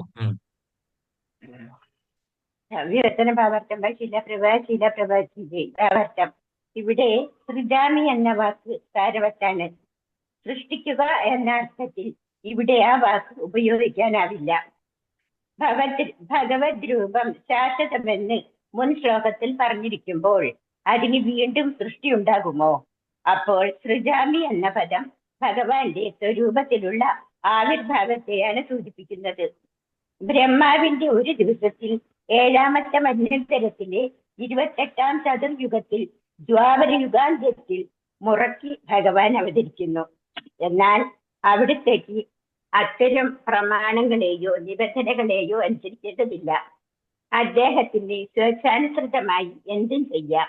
അതുകൊണ്ട് യഥാർത്ഥ കർമ്മത്തിന് ഹാനി തട്ടുകയോ അധർമ്മത്തിന്റെ പ്രാബല്യം കൂടുകയോ ചെയ്യുന്ന സന്ദർഭങ്ങളിലെല്ലാം സ്വാധിഷ്ടപ്രകാരം ഭഗവാൻ പ്രത്യക്ഷപ്പെടുന്നു. ധാർമ്മിക പ്രമാണങ്ങൾ വേദസംഹിതകളാണ്. വേദോക്താചാരങ്ങൾ ശരിക്കനുഷ്ഠിക്കാതെ വരുമ്പോൾ മനുഷ്യർ അധർമ്മികളാവും. വേദോക്ത സിദ്ധാന്തങ്ങൾ ദൈവിക നിയമങ്ങളാണെന്ന് ഭാഗവതം ഘോഷിക്കുന്നുണ്ട്. ധർമ്മത്തിന്റെ പ്രമാണങ്ങൾ ഉണ്ടാക്കാൻ ഭഗവാനെ കഴിയൂ. വേദങ്ങൾ തന്നെയും ബ്രഹ്മാവിന്റെ ഹൃദയത്തിൽ ഭഗവാൻ ഉപദേശിച്ചവയാണെന്ന് ലോകസമ്മതമത്രേ. അതുകൊണ്ട് ധർമ്മ പ്രമാണങ്ങൾ ഭഗവതാജ്ഞകളാണെന്ന് വരുന്നു. ധർമ്മം തു സാക്ഷാത് ഭഗവത് പ്രണീതം. ഈ പ്രമാണങ്ങൾ ഭഗവത്ഗീതയിൽ എങ്ങും വ്യക്തമായി വിവരിക്കപ്പെടുന്നുണ്ട്. അവയെ ഭഗവതാജ്ഞാനുസാരം പുലർത്തിപ്പോരലാണ് വേദങ്ങളുടെ ഉദ്ദേശം. ധർമ്മത്തിന്റെ അത്യുന്നത തത്വമെന്നത് ഭഗവാൻ സ്വാത്മാർപ്പണം ചെയ്യുക മാത്രമല്ലാതെ ഭഗവാനെ മറ്റൊന്നുമല്ലെന്ന് ഗീതയുടെ അവസാന ഭാഗം അദ്ദേഹം നിഷ്കർഷിക്കുന്നു. വൈദിക സിദ്ധാന്തങ്ങൾ ഒരാളെ കൊണ്ട് എത്തിക്കുന്നത് സ്വയം ഭഗവാന് സമർപ്പിക്കലിലാണ്. ആ പ്രമാണങ്ങൾക്ക് അസുരന്മാർ ഊനം തട്ടിക്കുമ്പോൾ ഭഗവാൻ അവതരിക്കുന്നു. ഭൗതികവാദത്തിന് പ്രചാരം വർദ്ധിക്കുകയും തദനുയായികൾ വേദപ്രമാണത്തെ അതിനൊരു ഉപകരണമാക്കി എടുക്കുകയും ചെയ്തപ്പോൾ ഉണ്ടായ കൃഷ്ണന്റെ അവതാരമാണ് ബുദ്ധൻ എന്ന് ശ്രീമദ് ഭാഗവതം പറയുന്നു. ചില പ്രത്യേക ഉദ്ദേശങ്ങൾക്ക് വേണ്ടി നിബന്ധനകളോടെ മൃഗബലി ചെയ്യാമെന്ന് വേദവിധിയുണ്ട്. എന്നാൽ ആസുര സ്വഭാവമുള്ളവർ വേദാനുസൃതങ്ങളായ നിബന്ധനകൾ അനുസരിക്കാതെയും അത് ചെയ്യാൻ തുടങ്ങി. ഈ അസംബന്ധം നിരോധിക്കാനും വൈദികമായ അഹിംസാധർമ്മം നിലനിർത്താനുമായി ശ്രീബുദ്ധൻ അവതരിച്ചു. ഭഗവാന്റെ അവതാരത്തിനും ഒരു പ്രത്യേക ഉദ്ദേശം നിറവേറ്റാനുണ്ട്. വൈദിക ഗ്രന്ഥങ്ങളിൽ അവയെല്ലാം വെളിവാക്കപ്പെട്ടിട്ടുമുണ്ട്. ധർമ്മശാസ്ത്രങ്ങളിൽ പ്രതിപാദിക്കപ്പെടാത്തതൊന്നും അവതാരമായി കരുതാൻ വയ്യ. ഭാരതത്തിന്റെ മണ്ണിൽ മാത്രമേ ഭഗവാൻ അവതരിക്കൂ എന്ന വിശ്വാസവും ശരിയല്ല. അദ്ദേഹത്തിന് തോന്നുമ്പോൾ എവിടെയും എപ്പോൾ വേണമെങ്കിലും പ്രത്യക്ഷനാകാം. അന്നന്നത്തെ പ്രത്യേക പരിതസ്ഥിതികളിൽ അതാത് ജനസമൂഹത്തിന് മനസ്സിലാക്കാൻ കഴിയുന്ന വിധത്തിൽ ഓരോ അവതാര കാലത്തും ഭഗവാൻ ധർമ്മോപദേശം ചെയ്യുന്നു. എവിടെയും ലക്ഷ്യമൊന്നാണ്, ജനങ്ങളെ ഈശ്വരാവബോധത്തിലേക്കും ധാർമ്മിക പ്രമാണങ്ങൾ അനുസരിക്കുന്നതിലേക്കും നയിക്കുക. ചിലപ്പോൾ അദ്ദേഹം സ്വയം അവതരിക്കുന്നു. പുത്രന്റെയോ ഭൃത്യന്റെയോ രൂപത്തിൽ തന്റെ വിശ്വാസനായ പ്രതിനിധിയായിരിക്കും ചിലപ്പോൾ അയക്കുന്നത്. ചിലപ്പോൾ അദ്ദേഹം യഥാർത്ഥ രൂപം മറച്ചു വെച്ചുകൊണ്ട് അവതരിക്കുന്നു. ഹരേ കൃഷ്ണ. ഹരേ കൃഷ്ണ. അപ്പൊ നമ്മളിവിടെ കാണുന്ന ഒരു പ്രധാനപ്പെട്ട പോയിന്റ് എന്ന് പറഞ്ഞു കഴിഞ്ഞാൽ, നമ്മൾ ആരെങ്കിലും പറയുന്നതിന്റെയോ അല്ലെങ്കിൽ പ്രാർത്ഥിക്കുന്നതിന്റെയോ തപസ്സിരിക്കുന്നതിന്റെയോ അല്ലെങ്കിൽ അധർമ്മം തഴച്ചു വളർന്നത് കൊണ്ടും അതുപോലെ ധർമ്മത്തിന് ഹാനി സംഭവിച്ചുകൊണ്ടും ഭഗവാൻ അങ്ങനെ പെട്ടെന്ന് ചാടി അവതരിക്കില്ല എന്നുള്ളൊരു പോയിന്റാണ് നമ്മൾ മനസ്സിലാക്കേണ്ടത്. കാര്യം ഭഗവാൻ എപ്പോൾ ഇച്ഛ തോന്നുന്നോ അപ്പോഴാണ്, അല്ലെ? ഈ 28ാമത്തെ ദ്വാപരയുഗ അന്ത്യത്തിൽ ഭഗവാൻ അവതരിക്കുന്നു, അങ്ങനെയൊന്നും ഒരു കണക്കില്ല. ഇങ്ങനെയാണ് നമുക്ക് സംഭവിച്ചത്, അല്ലെ? നമ്മൾക്ക് പ്രത്യക്ഷത്തിൽ അറിയാവുന്ന ശാസ്ത്രം പറഞ്ഞിരിക്കുന്നത് ഇങ്ങനെയാണ്. ഇനി അടുത്ത 28ാമത്തെ ഇത് റിപ്പീറ്റ് ചെയ്ത് വരുമല്ലോ ഈ യുഗങ്ങൾ, അല്ലെ? ഈ യുഗങ്ങളെ റിപ്പീറ്റ് ചെയ്യുമ്പോൾ അടുത്ത ഇതിന്റെ അന്ത്യത്തിൽ ഭഗവാൻ കൃത്യമായിട്ട് ആ ഒരു സമയത്ത് കൃത്യം സമയം നോക്കി ഭഗവാൻ ഇങ്ങനെ നാളെ നോക്കി ഇരിക്കണം എന്നൊന്നും ഇല്ല, അല്ലെ? ഈ അസുരന്മാരെയൊക്കെ വധിക്കണമെങ്കിൽ ഭഗവാൻ പ്രത്യേകിച്ച് ഇങ്ങോട്ടേക്ക് വന്ന് ഈ അസുരന്മാരെ ഒന്നും ഓടിക്കേണ്ട ഒന്നും ആവശ്യമില്ല. ഭഗവാൻ വൈകുണ്ഠത്തിൽ ഇരുന്നിട്ട് ഒറ്റ ദൃഷ്ടി അങ്ങോട്ട് കൊടുത്താൽ മതി, അല്ലെ? കണ്ണി ഇങ്ങനെ തുറന്നാൽ മതി, അല്ലെങ്കിൽ വെറുതെ ഒരു പ്രളയം സൃഷ്ടിച്ചാൽ മതി, അല്ലെ? ഭഗവാൻ ഇങ്ങനെ ഒന്ന് ജസ്റ്റ് ഒരു കണ്ണോടിച്ചു കഴിഞ്ഞാൽ ഇതെല്ലാം നടക്കും, അല്ലെ? അതുപോലെ തന്നെ ഭഗവാൻ ആ സുദർശനത്തിന് ഒന്ന് നോക്കിയാൽ മതി. ഭഗവാന്റെ മനസ്സിൽ ഇച്ഛ അറിഞ്ഞു കഴിഞ്ഞാൽ സുദർശനം പോയി ഇതുങ്ങളെല്ലാം അരിഞ്ഞ് കൊന്നു കളഞ്ഞിട്ട് വരും, അല്ലെ? പക്ഷെ ഭഗവാൻ അതൊന്നുമല്ല ഭഗവാന്റെ അവതാരത്തിന്റെ കൃഷ്ണ മാതാജി, അതൊന്നുമല്ല ഭഗവാന്റെ അവതാരത്തിന്റെ ഉദ്ദേശം. നമ്മള് പൊതുവെ പറയുമ്പോൾ, താത്വികമായിട്ട് പറയുമ്പോൾ, ശാസ്ത്രപരമായിട്ട് പറയുമ്പോൾ ഇതാണെങ്കിലും, കാര്യം അങ്ങനത്തെ സന്ദർഭങ്ങളിലാണ് ഭഗവാൻ അവതരിച്ചതെങ്കിലും ഭഗവാൻ അതിന്റെ കൂടെ ഒരുപാട് പ്ലാൻ ഉണ്ട്, അല്ലെ? ഭഗവാൻ ഹയർ പ്ലാനുമായിട്ടാണ് വരുന്നത്. അപ്പം ഇതൊന്നുമല്ല ബേസിക്കലി ഉള്ള കാര്യം. ഇതിന് വേണ്ടിയിട്ട് ഭഗവാന് അവതരിച്ച് ഇത്രയും വിഷമിച്ചിട്ട് വരേണ്ട ആവശ്യമില്ല. അതിനൊക്കെ ഭഗവാന് ഒന്നുകൂടെ കൂടുതലായിട്ടുള്ള വലിയ വലിയ പ്ലാൻ ഉണ്ട് ഭഗവാന്. അപ്പൊ അത് സാധിക്കാൻ വേണ്ടിയിട്ടാണ് എന്ന് നമ്മൾ അടുത്ത ശ്ലോകത്തിൽ കൂടെ കാണും. അപ്പോൾ നമ്മൾ ഇവിടെ വെച്ച് നമ്മൾ ഈ പാരഗ്രാഫിൽ കണ്ടത് ധർമ്മം എന്ന് പറഞ്ഞു കഴിഞ്ഞാൽ എന്താണ്? ധർമ്മസ്തു സാക്ഷാത് ഭഗവത് പ്രണീതം. അതായത് ഭഗവാൻ എന്ത് ഇച്ഛയുണ്ടോ അത് ചെയ്യുമ്പോൾ അതിനെയാണ് ധർമ്മം എന്ന് പറയുന്നത്, അല്ലെ? ഭഗവാന്റെ ഇച്ഛയ്ക്ക് വിരുദ്ധമായിട്ട് ആര് പ്രവർത്തിച്ചോ അവർ അധർമ്മമാണ് ചെയ്യുന്നത്. ഈ ധർമ്മവും അധർമ്മവും ആരാണ് രചിച്ചത്? ഭഗവാൻ തന്നെയാണ് ഇത് രണ്ട് സൃഷ്ടിച്ചിരിക്കുന്നത്, അല്ലെ? അപ്പൊ ഇത് വ്യതിചലിപ്പിക്കാനും ആർക്കാണ് അധികാരം? ഭഗവാന് മാത്രമേ ഉള്ളൂ.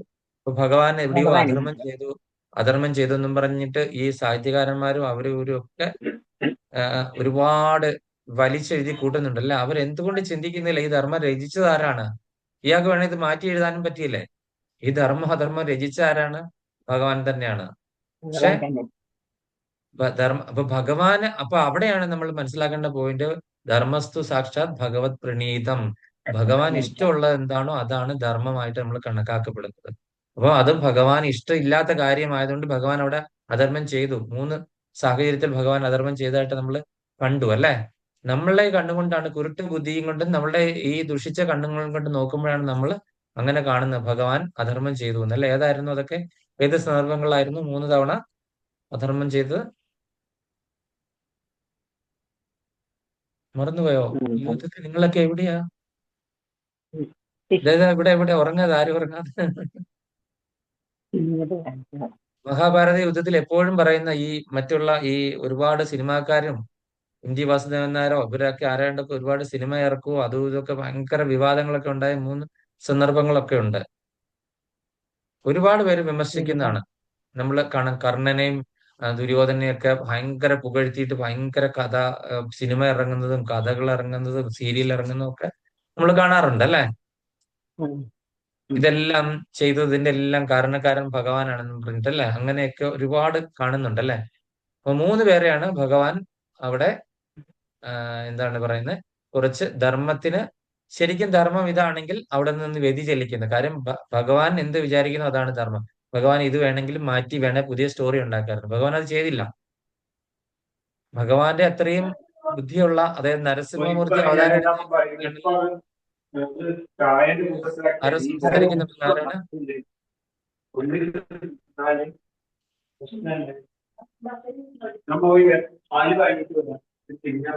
ആരാണ് സംസാരിക്കുന്നത്? മല്ലിക ഓക്കെ. മാതാജി. മാതാജി ഇപ്പൊ മ്യൂട്ട് ചെയ്തു. മല്ലിക മാതാജിയുടെ ബാക്ക്ഗ്രൗണ്ടിൽ ആരോ സംസാരിക്കുന്നു വീട്ടിൽ നിന്ന്. നമ്മൾ എന്താ പറഞ്ഞോണ്ട് വന്നത് ഞാൻ മറന്നുപോയി. എന്തായിരുന്നു? ഇതാണ് സംഭവം, നമ്മളുടെ മൈൻഡിനെ ഡൈവേർട്ട് മൂന്ന് ചെയ്യും. സ്ഥലം മൂന്ന് സ്ഥലങ്ങളിൽ അധർമ്മം ചെയ്തു എന്ന് പറഞ്ഞു. അത് ഒന്ന് ആരെ വധിച്ചപ്പോഴാണെന്ന് വെച്ച് കഴിഞ്ഞാൽ നമ്മളുടെ കർണനെ വധിച്ച സമയത്ത് എന്താണ് ചെയ്തത്? കാര്യം കർണൻ ചെയ്ത കാര്യങ്ങൾ ആരും പറയുന്നില്ല. പക്ഷെ കർണനെ വധിച്ചപ്പോൾ എല്ലാവരും ഭയങ്കരമായിട്ട് വിമർശിച്ചു. ആ ഒരു സന്ദർഭം എന്ന് പറഞ്ഞു കഴിഞ്ഞാൽ ഈ കർണനെ എന്ത് ചെയ്യുന്നു, ഈ രഥഭൂമിയിൽ നിന്ന് ഭഗവാൻ എന്ത് ചെയ്തു, ഈ ചെളിയൊക്കെയുള്ള ഒരു സ്ഥലത്തുകൂടെ കൂടി രഥം ഓടിച്ചു പോന്നു. ഭഗവാന്റെ രഥം വളരെ സുഖമായിട്ട് പോയി. എന്നാൽ കർണൻ വന്നു കഴിഞ്ഞപ്പോൾ എന്ത് ചെയ്തു, ആ രഥം ചക്രം താഴ്ന്നു കഴിഞ്ഞപ്പോഴത്തേന് എന്താണ്, ആ രഥചക്രം ഉയർത്താനായിട്ട് നോക്കുന്ന സമയത്ത് എന്ത് ചെയ്തു, ആ ചക്രം ഉയർത്താനായിട്ട് നോക്കുന്ന സമയത്ത് അർജുനനോട് പറയുന്നു ഇവനെ വധിക്കൂ. അപ്പൊ അർജുനൻ പറയുന്നുണ്ട്, ആയുധം ഇല്ലാത്ത ആൾക്കാരെ വധിക്കാൻ പാടില്ല ഭഗവാനെ, ഇത് തെറ്റല്ലേ എന്ന് ചോദിക്കുന്നുണ്ട്. അപ്പോഴത്തേനും ഭഗവാൻ ഉടനെ അങ്ങോട്ട് കുറെ ചോദ്യങ്ങൾ ചോദിക്കുന്നുണ്ട്. നിന്റെ പ്രിയ പത്നിയായിട്ടുള്ള ദ്രൗപദി, എന്റെ സഖി അല്ലെ, എന്റെ കൃഷ്ണ എന്നാണ് വിളിക്കുന്നത് ഭഗവാൻ അല്ലെ. കൃഷ്ണ എന്ന് ഷോർട്ടായിട്ട് പറയുമ്പോൾ ഭഗവാനെ തന്നെ കൃഷ്ണ എന്ന് പറയുന്ന ദീർഘം ഉണ്ടെങ്കിൽ അത് ദ്രൗപദിയാണ്. അപ്പൊ ആ ദ്രൗപദിയെ അവിടെ വെച്ചിട്ട് എന്താണ്, വേശ്യാസ്ത്രീ എന്ന് പറഞ്ഞ 5 ഭർത്താക്കന്മാരെ നീ എന്താണ് സ്വീകരിച്ചിരിക്കുന്നവള്, നീ എന്താണ് ഒരു വേശ്യാസ്ത്രീയാണെന്ന് പറഞ്ഞിട്ട് അവിടെ വെച്ച് അപമാനിച്ചാണ്. അത്രയും പേരിരിക്കുന്ന സദസ്സിൽ വെച്ചിട്ട് അപമാനിച്ച ആളാണ് അല്ലെ. അതിന് കൂട്ടുനിന്ന ആളാണ്. സ്വന്തം സഹോദരന്റെ പത്നി സഹോദരിയായിട്ട് കാണേണ്ട ആളല്ലേ. അങ്ങനെയുള്ള അതും അറിയാമായിരുന്നു. അങ്ങനെയുള്ള ദ്രൗപദിയെ അപമാനിച്ച ആ ഒരു ആളെ വെറുതെ വിടണോ? പിന്നെ എന്താണ്, ധർമ്മിഷ്ഠനാണെന്ന് പറഞ്ഞ് ചെയ്തിട്ടുള്ള ഒരുപാട് കാര്യങ്ങള് എണ്ണി ഭഗവാൻ കാണിച്ചു കൊടുത്തു. ഇതെല്ലാം ഇവൻ ചെയ്തത് അധർമ്മമാണ്. ഇവന് ധർമ്മത്തിന്റെ ആനുകൂല്യങ്ങൾ ഒന്നും തന്നെ കൊടുക്കേണ്ട ആവശ്യമില്ല. അധർമ്മത്തെ, അതായത് ഒരു അധർമ്മിയെ അധർമ്മം കൊണ്ട് തന്നെ നേരിടുക. ഒരു അധർമ്മിയെ അല്ലെ, അധർമ്മം കൊണ്ട് തന്നെ നേരിട്ടിട്ട് ധർമ്മം ഇതാണെന്ന് അവന് മനസ്സിലാക്കി കൊടുക്കുക. അതാണ് ഭഗവാൻ അവിടെ ചെയ്തത്. അപ്പൊ അങ്ങനെ ഇവൻ ആനുകൂല്യം അറിയുന്നില്ല. അവന് ബ്രഹ്മാസ്ത്രം അയക്കൂ എന്ന് അർജുനന് ഉപദേശിച്ചു കൊടുക്കുന്നു. അർജുനൻ എന്നിട്ടും തയ്യാറാകുന്നില്ല. അത് കഴിഞ്ഞപ്പോഴത്തേന് എന്ത് ചെയ്തു, ഈ കർണൻ അവിടെ വെച്ചിട്ട് എന്ത് ചെയ്യുന്നു, അവിടെ വെച്ചിട്ട് ഈ ബ്രഹ്മാസ്ത്രത്തിന്റെ മന്ത്രം കർണൻ ജപിക്കുവാണ് അല്ലെ, വരാൻ വേണ്ടിയിട്ട്. കർണൻ ജപിച്ചു കഴിഞ്ഞപ്പോൾ പകുതി വന്നപ്പോൾ മന്ത്രം മറന്നുപോയി. അതിന്റെ കാര്യം എന്താണ് മന്ത്രം മറന്നു പോയത്? ശാപം ഉണ്ടായിരുന്നു. ഗുരുവിന്റെ ശാപം. ആരാണ് ഗുരു? പരശുരാമൻ. പരശുരാമൻ ശപിച്ചു, നിനക്ക് ആവശ്യം വരുന്ന സമയങ്ങളിൽ നിനക്ക് ഈ വിദ്യ ഒന്നും ഉപയോഗപ്പെടാതെ വരട്ടെ എന്ന് പറഞ്ഞ് ഒരു ശാപം കൊടുത്തിരുന്നു. അതുപോലെ തന്നെ കവചകുണ്ടലങ്ങൾ എന്ത് ചെയ്തു, ധർമ്മിഷ്ഠനാണെന്ന് പറഞ്ഞിട്ട് അത് തന്റെ എന്താണ് ഈ ധർമ്മിഷ്ഠനാണെന്ന് അറിയിക്കാണ്ട് പേര് കേൾക്കാൻ വേണ്ടിട്ട് എന്ത് ചെയ്തു, കവചകുണ്ടലങ്ങൾ വരെ അറുത്ത് മുറിച്ച് കൊടുത്തു. അത് കേൾവിക്ക് വേണ്ടിയിട്ടാണ് കൊടുത്തത് അല്ലെ. കേൾവി, അല്ലെങ്കിൽ ക്ഷത്രിയനായതുകൊണ്ട് രജോഗുണ സമ്പന്നനാണല്ലോ അല്ലെ. ഇതിന് കേൾവിക്ക് വേണ്ടി കൊടുത്തു. ഞാൻ ധർമ്മിഷ്ഠനാണെന്ന് വെച്ചിട്ട് ഇത് ഊരിക്കൊടുത്തു അല്ലെ. അങ്ങനെ അതുപോലെ സ്വന്തം അമ്മ വന്ന് പറഞ്ഞു, ഞാനാണ് നിന്റെ അമ്മ, ഞാനത് പരസ്യപ്പെടുത്താനായിട്ട് ആകുന്നുണ്ട്. നിന്റെ സഹോദരങ്ങൾക്കെതിരെ നീ നിൽക്കരുതെന്ന് പറഞ്ഞു. എന്നിട്ടും വകവെച്ചോ? കർണൻ വകവെച്ചിട്ടില്ല. അങ്ങനത്തെ എല്ലാ സാഹചര്യങ്ങളും ഇതുപോലെ തന്നെ ഭഗവാൻ അവിടെ പറയുന്നു. അങ്ങനെ കർണനെ അവിടെ വധിക്കപ്പെടുന്നു. അതുപോലെ തന്നെ വേറൊന്ന് എന്താണ്, ദ്രോണരെ വധിക്കുന്ന ഘട്ടത്തിൽ ഭഗവാൻ അധർമ്മം ചെയ്തു എന്ന് പറയുന്നു. അവിടെ എന്താണ്, ദ്രോണരെ വധിക്കാണ്ട് ആരെക്കൊണ്ട് സാധ്യമല്ല. ഭഗവാന് നിഷ്പ്രയാസമാണ് അല്ലെ. നമ്മൾ അതുകൊണ്ട് ഭഗവാൻ സാധ്യമല്ല എന്നല്ല അതിന്റെ അകത്തെ അർത്ഥം. ഭഗവാന്റെ സൃഷ്ടിയിലുള്ള ഒരാളെ ഭഗവാൻ വധിക്കാനായിട്ട് അറിയത്തില്ലേ? സൃഷ്ടിച്ചു വിട്ട ആൾക്ക് അറിയത്തില്ല ഇവനെ എങ്ങനെ വധിക്കണം എന്ന്. അതുപോലെ തന്നെ ഈ നരസിംഹമൂർത്തിയുടെ അവതാരം മാത്രം എടുത്താൽ മതിയല്ലോ അല്ലെ. ഹിരണ്യകശിപു എന്തെല്ലാം നിബന്ധനകളാണ് വെപ്പിച്ചല്ലേ. പകലും രാത്രിയും ദേവനും അസുരനും എന്താണ്, സ്ത്രീയും പുരുഷനും, ആയുധം വേണ്ട, അത് വേണ്ട, ഇത് വേണ്ട. എന്നിട്ട് എന്ത് സംഭവിച്ചു? അതിനെല്ലാം മറികടന്നുകൊണ്ടുള്ള അവതാരമല്ലായിരുന്നു നരസിംഹമൂർത്തി. ആരെ കൊണ്ട് പറ്റും ഇത്ര ഒരു ഇതായിട്ട്? അപ്പൊ ഭഗവാന് ഏത് നിബന്ധനകൾ, ഭൗതിക ലോകത്തിലുള്ള ഏത് നിബന്ധനകളെ ഭഗവാൻ നിഷ്പ്രയാസം മറികടക്കാൻ പറ്റും. കാര്യം ഇതിന്റെ എല്ലാം സൃഷ്ടിയും രചയിതാവും ഭഗവാൻ തന്നെയാണ്. അപ്പൊ അതാണ് നമ്മൾ ഭഗവാന്റെ പൊട്ടൻസി മനസ്സിലാകാതെ ഈ പൊട്ടക്കിണറ്റിലെ തവള കിടന്നാണ് ഈ ചിലക്കുന്നത് നമ്മളിത്. ദ്രോണാചാര്യര്, ഇപ്പൊ ദ്രോണാചാര്യരെ വധിക്കാനായിട്ട് സാധ്യമല്ല. ദ്രോണാചാര്യര് എന്ത് ചെയ്തു? കൂടെയുള്ള ആൾക്കാരെ എല്ലാം കൊന്നൊടുക്കി അങ്ങനത്തെ വിനാശം സംഭവിച്ചുകൊണ്ടിരിക്കുകയാണ്. ദ്രോണാചാര്യർ ഒരേ ഒരു കാര്യത്തിൽ മാത്രമേ ദ്രോണാചാര്യരെ ഹൃദയം തകർന്നു കഴിഞ്ഞാൽ ദ്രോണാചാര്യർക്ക് ആയുധം എടുക്കാണ്ട് സാധിക്കാതെ വരും. അതിന് ഒരേ ഒരു ദ്രോണാചാര്യരുടെ വീക്ക്നെസ് എന്ന് പറഞ്ഞാൽ സ്വന്തം പുത്രനായ അശ്വത്ഥാമാവ്. അപ്പൊ അശ്വത്ഥാമാവിന് എന്തെങ്കിലും സംഭവിച്ചാൽ മാത്രമേ ദ്രോണാചാര്യരുടെ മനസ്സ് മടുക്കുകയുള്ളൂ, തകർന്നു വീഴുകയുള്ളൂ. അപ്പൊ അതിനു വേണ്ടിയിട്ട് എന്ത് ചെയ്തു? ദ്രോണാചാര്യർ ആരെങ്കിലും ഈ ബ്രാഹ്മണപുത്രനെ വധിക്കാൻ പാടുണ്ടോ? ഇല്ല. അശ്വത്ഥാമാവ് ബ്രാഹ്മണപുത്രനാണ്. ബ്രാഹ്മണപുത്രനെ വധിക്കാൻ പാടുണ്ടോ? ഇല്ല. പക്ഷെ വധിച്ചു എന്ന് കള്ളം പറഞ്ഞു കഴിഞ്ഞാൽ ഇത് പറയേണ്ട ഒരാള്, ആധികാരികമായ ഒരു സോഴ്സിൽ നിന്ന് ഒരാള് ഈ കള്ളം പറഞ്ഞു കഴിഞ്ഞാൽ അദ്ദേഹം അത് വിശ്വസിക്കും. അങ്ങനെ അശ്വത്ഥാമാവിനെ ഇവിടുന്ന് ഭഗവാൻ എന്തോ ട്രിക്ക് വെച്ചിട്ട് ഇവിടുന്ന് മാറ്റി യുദ്ധക്കളത്തിൽ നിന്ന്. എന്നിട്ട് എന്ത് ചെയ്തു? യുധിഷ്ഠിരൻ പറഞ്ഞാൽ മാത്രമേ ഉള്ളൂ സത്യസന്ധനാണ് അല്ലെ. ജീവിതത്തിൽ ഇതുവരെ കള്ളം പറഞ്ഞിട്ടില്ലാത്ത ആളാണ് സത്യസന്ധനായ യുധിഷ്ഠിരൻ. നീതിയുടെ ധർമ്മത്തിന്റെ രീതിയിൽ മാത്രം ഒരു അണുവിട വ്യതിചലിക്കാതെ ജീവിക്കുന്ന വ്യക്തിയാണ്. അദ്ദേഹം പറഞ്ഞാൽ മാത്രമേ ഉള്ളൂ ഈ ദ്രോണാചാര്യർ ഗുരു വിശ്വസിക്കത്തുള്ളൂ അല്ലെ. അപ്പം അങ്ങനെ അദ്ദേഹത്തെ കൊണ്ട് എല്ലാവരോടും കൂടി ആലോചിച്ച് എഗ്രി ചെയ്തു അല്ലെ. യുധിഷ്ഠിരൻ പറഞ്ഞു എനിക്ക് നുണ പറയാൻ പറ്റത്തില്ല, സ്ട്രേറ്റ് അവേ പറഞ്ഞു. ഇത് ആരാണ് ആജ്ഞാപിക്കുന്നത്? പരമദിവ്യോത്തമ പുരുഷനെ സാക്ഷാൽ ഭഗവാനാണ് ആജ്ഞാപിക്കുന്നത്. ഇൻസ്ട്രക്ഷൻ ആണ്. കാര്യം യുധിഷ്ഠിരൻ അതിന്റെ ഉത്തരവാദിയൊക്കെ, ഞാനാണ് ഇതിന്റെ ഉത്തരവാദി, ഞാൻ ഇത് ഏറ്റെടുക്കുന്നു, ഇതിന്റെ അകത്തെ പാപവും പുണ്യവും എല്ലാം ഞാൻ ഏറ്റെടുക്കുന്നു, നീ അങ്ങ് നുണ പറയുക എന്ന് പറഞ്ഞിട്ടും എന്ത് ചെയ്തു? ഈ ധർമ്മിഷ്ഠനും ഈ ജ്ഞാനിയും ഇതൊക്കെ ആയിട്ടുള്ള, അതാണ് ഭക്തിയുടെ ആ ഒരു ഇത് വരുന്ന ആ ഒരു പ്രബലത എന്ന് പറയുന്ന ഇവിടെയാണ് നമുക്ക് മനസ്സിലാക്കേണ്ടത്. ഭക്തി എന്ന് പറയുന്ന ഒരു കാര്യം നമ്മൾ മനസ്സിലാക്കേണ്ടത് ഇങ്ങനെയുള്ള സന്ദർഭങ്ങളിലാണ് അല്ലേ.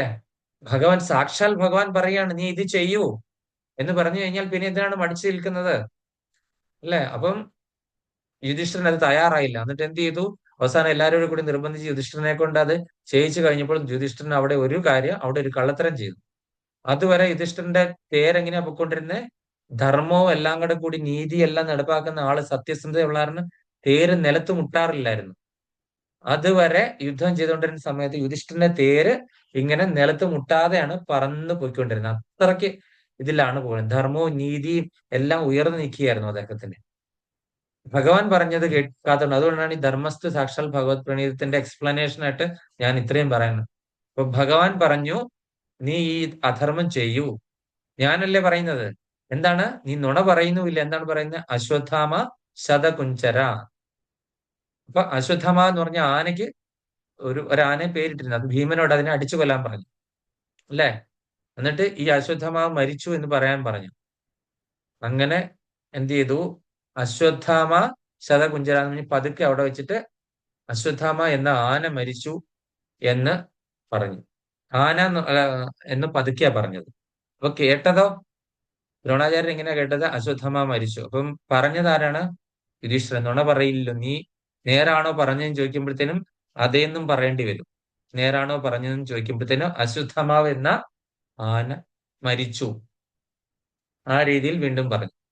അപ്പോഴത്തേന് എന്താണ് സംഭവിച്ചത്? അന്ന് തൊട്ട് യുധിഷ്ഠിരന്റെ രഥം ഈ നിലത്തൂടെയാ ഓടുന്നത്. കാര്യം എന്താണ്? ഭഗവാൻ പറഞ്ഞു ഇതാണ് ധർമ്മം, നീ ഇത് ആചരിക്കൂ എന്ന് പറഞ്ഞിലൂടെ അത് പാലിക്കാത്തതിന്റെ പേരിൽ യുധിഷ്ഠിരൻ അന്നോളം ആർജിച്ച എല്ലാ പുണ്യപാപകർമ്മങ്ങളും നശിച്ചിട്ട് അദ്ദേഹത്തിന്റെ രഥം എന്ത് ചെയ്തു? അന്തരീക്ഷത്തിൽ കൂടെ പൊയ്ക്കൊണ്ടിരുന്ന രഥം നിലത്തൂടെ ഓടാൻ തുടങ്ങി.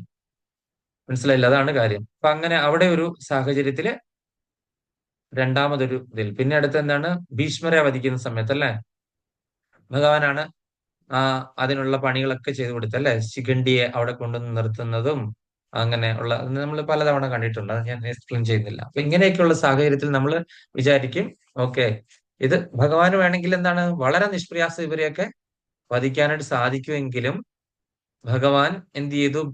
ഇത് അർജുനന് ആ ക്രെഡിറ്റ് കൊടുക്കാൻ വേണ്ടിയിട്ട് ആ ഭഗവാന്റെ ഭക്തനായിട്ടുള്ള അർജുനന് ആ ഒരു ക്രെഡിറ്റ് മുഴുവൻ കൊടുത്തു. അതുപോലെ തന്നെ അവിടെ വന്നിരിക്കുന്ന ആ കുറ്റവും പഴികളും മുഴുവനും ഭഗവാൻ സന്തോഷത്തോടു കൂടി ഏറ്റെടുത്തു. നമ്മൾ കേട്ടില്ല, അതായത് സൂര്യൻ ഉദിച്ചു വരുന്ന നോക്കി ഒരു പട്ടി അവിടെ കിടന്ന് കുരച്ചുകൊണ്ട് എന്ത് സംഭവിക്കാനാണ് സൂര്യന്? സൂര്യൻ എന്താ പേടിച്ച് എന്താണ് കുന്നിന്റെ മറവിൽ ഒളിച്ചിരിക്കുവോ പ്രത്യക്ഷനാകാതെ? ഒരു പട്ടി രാവിലെ സൂര്യനെ നോക്കി ഇരുന്ന് കുതിച്ച് അന്ന് പറഞ്ഞ പോലെയുള്ളൂ ഈ കുറയ്ക്കുന്ന ആൾക്കാരൊക്കെ. ഭഗവാന്റെ വൈഭവം അത്രയാണ്. അതുകൊണ്ട് ഈ 3 അപരാധങ്ങൾ ചെയ്തു, ഭഗവാൻ അധർമ്മം ചെയ്തു എന്ന് പറഞ്ഞ് ഈ കുറയ്ക്കുന്ന ആൾക്കാരൊക്കെ മനസ്സിലാക്കിയിരിക്കേണ്ട കാര്യം എന്ന് പറഞ്ഞു കഴിഞ്ഞാൽ ഭഗവാൻ എന്ന് പറയാൻ നമ്മൾ ഉദ്ദേശിക്കുന്ന സാധാരണക്കാരനല്ല. ഇത് വേണേ തിരുത്തി വേണേ ഭഗവാനെ പോളിഷ് ചെയ്തിട്ട് ഭഗവാൻ വേണമെങ്കിൽ വേറൊരു രീതിയിൽ ഇങ്ങനെ കഥ ഉണ്ടാക്കാമായിരുന്നു. ഭഗവാൻ അത് ചെയ്തോ? ഇത്രയും ബുദ്ധിമാനായിട്ടുള്ള ഭഗവാൻ അങ്ങനെയാണെങ്കിൽ അങ്ങനെ ഒരു കഥ ഉണ്ടാക്കി പടച്ചു വിട്ടാൽ മതിയായിരുന്നല്ലോ. രാമായണത്തിലും മഹാഭാരതത്തിലൊക്കെ ഭഗവാനെ നല്ലതാക്കി കാണിക്കുന്നത്. പിന്നെ അങ്ങനെയാണെങ്കിൽ ഭഗവാൻ എന്തിനാ ഇങ്ങനെ യഥാർത്ഥത്തിൽ ഇങ്ങനെയാണ് സംഭവിച്ചതെന്ന് പറഞ്ഞ് ഇങ്ങനെ നമ്മൾക്ക് തന്നത് എന്തുകൊണ്ടാണ്? കാര്യം ധർമ്മസ്തു സാക്ഷാത് ഭഗവത് പ്രണീതം. ഭഗവാൻ എന്ത് ഇഷ്ടമുണ്ടോ അത് തന്നെയാണ് ധർമ്മം. അതിന് ഒറ്റ ഉത്തരം അതേ ഉള്ളൂ അല്ലേ? അപ്പം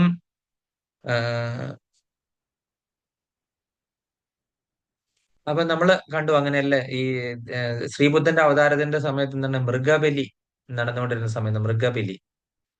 അപ്പൊ വേദങ്ങളിൽ പറയുന്നുണ്ട്, വേദങ്ങളിലെ ചില വേദങ്ങളിൽ, അതായത് താമസിക്കായിട്ടുള്ള വേദങ്ങളുണ്ട്, എനിക്ക് അഥർവ വേദത്തിലൊക്കെ ഇതുപോലെ ഒരുപാട് ആഭിചാരം, ദുർമന്ത്രം ഇങ്ങനെയൊക്കെയുള്ള കാര്യങ്ങളെ പറ്റിയൊക്കെ പറയുന്നുണ്ട്. അപ്പം ഈ അഥർവ വേദത്തിൽ പറയുന്നുണ്ട് ഈ മൃഗബലി ചില പ്രത്യേക ആവശ്യങ്ങൾക്ക് വേണ്ടിയിട്ട്, കാമ്യ കർമ്മങ്ങൾക്ക് വേണ്ടിയിട്ട് ഉപയോഗിക്കാറുണ്ട് അല്ലെ? കാര്യസാധ്യത്തിനും അങ്ങനെയൊക്കെ വേണ്ടിയിട്ട് ചില മൃഗങ്ങളെ ബലി കഴിക്കാറുണ്ട്.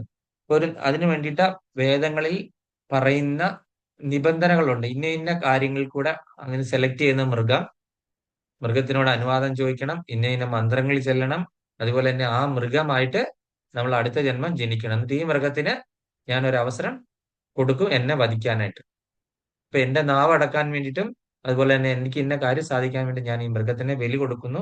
പക്ഷെ ഈ മൃഗത്തിന് ഞാൻ ഇതുപോലെ ഒരു അവസരം കൊടുക്കുന്നതായിരിക്കും ആ മൃഗത്തിന് എന്റെ ജീവൻ എടുക്കാനായിട്ട് അടുത്ത ജന്മം അല്ലെ? അപ്പൊ വീണ്ടും ജന്മം ഉണ്ടല്ലോ, ഉറപ്പായില്ലേ? വീണ്ടും ജന്മമാകും. ആ മൃഗമായിട്ട് ആടാണെങ്കിൽ ആടായിട്ട് ജനിക്കേണ്ടി വരും. അതുപോലെ തന്നെ പോത്താണെങ്കിൽ പോത്തായിട്ട് അടുത്ത ജന്മം ഞാൻ ജനിച്ചിട്ട് ഈ പോത്തിന് മനുഷ്യനാകാനുള്ള ഒരു അവസരം കൂടി കിട്ടുകയാണ് ഇവനെ. അല്ലെങ്കിൽ ആ പോത്തിനാകാനായിട്ട് സാധിച്ചിട്ടില്ല എങ്കിൽ അത്രയും നാള് ഞാൻ കാത്തിരിക്കണം ഈ മൃഗജന്മത്തിൽ അല്ലേ? ഈ പോത്തിന് അടുത്ത ജന്മം മനുഷ്യനായിട്ട് വന്ന് ഇതിനെ കൊല്ലാനായിട്ട് സാധിച്ചില്ലെങ്കിൽ അത്രയും വർഷം ഈ പോത്ത് ഈ മനുഷ്യനാകുന്ന അത്രയും സർക്കിൾ കാലയളവ് ഞാൻ ഇവിടെ കാത്തിരിക്കണം മൃഗമായിട്ട് അല്ലേ? അല്ലെ മൃഗമായിട്ട് വീണ്ടും വീണ്ടും ജനിച്ചുകൊണ്ടിരിക്കണം അദ്ദേഹം മനുഷ്യനായിട്ട് എന്നെ വന്ന് കൊല്ലുന്ന സമയം വരെ. ഇതാണ് ഈ കർമ്മ മീമാംസ എന്ന് പറഞ്ഞത്. അത് പിടികിട്ടാതാണ്, ഭയങ്കര വലിയ ടോപ്പിക്കാണ്. കർമ്മത്തിന്റെ ആ ഒരു വ്യാപ്തി എന്ന് പറഞ്ഞാൽ വളരെ വലുതാണ്.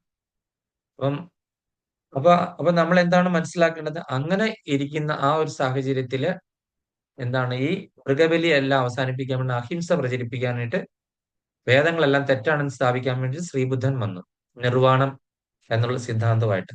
അതായത് ഇതിന് ശേഷം ഒന്നുമില്ല, ആത്മാവില്ല, പരമാത്മാവില്ല, ദൈവമില്ല, ഒന്നുമില്ല അല്ലെ? ഇതിന് ശേഷം ഒന്നുമില്ല, ശൂന്യമാണ്. നമ്മൾ ഈ മരിച്ചു കഴിഞ്ഞ് കഴിഞ്ഞാൽ ദഹിപ്പിച്ചു, അതോടുകൂടി തീർന്നു.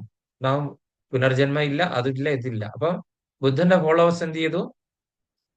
ഈ ഒരു പ്രത്യേക ഉദ്ദേശത്തിന് വേണ്ടിയിട്ട് മാത്രമാണ് ബുദ്ധൻ വന്നത്. ഈ മൃഗബലിയൊക്കെ അവസാനിപ്പിച്ച് നരബലിയൊക്കെ അവസാനിപ്പിക്കാണ്ട് വന്നതാണ്. ബുദ്ധന്റെ ഫോളോവേഴ്സ് എന്ത് ചെയ്തു? ഇതെല്ലാം അന്ധവിശ്വാസം എന്ന് പറഞ്ഞുള്ള ഹിന്ദു ടെമ്പിളെ മുഴുവനും നശിപ്പിക്കാൻ തുടങ്ങി. എല്ലാം തകർത്ത് ഇതാക്കി അവര് ബുദ്ധ ക്ഷേത്രങ്ങളാക്കി. ശബരിമല അടക്കം മറ്റു പല ക്ഷേത്രങ്ങളും ബുദ്ധക്ഷേത്രങ്ങളാണ്. അപ്പൊ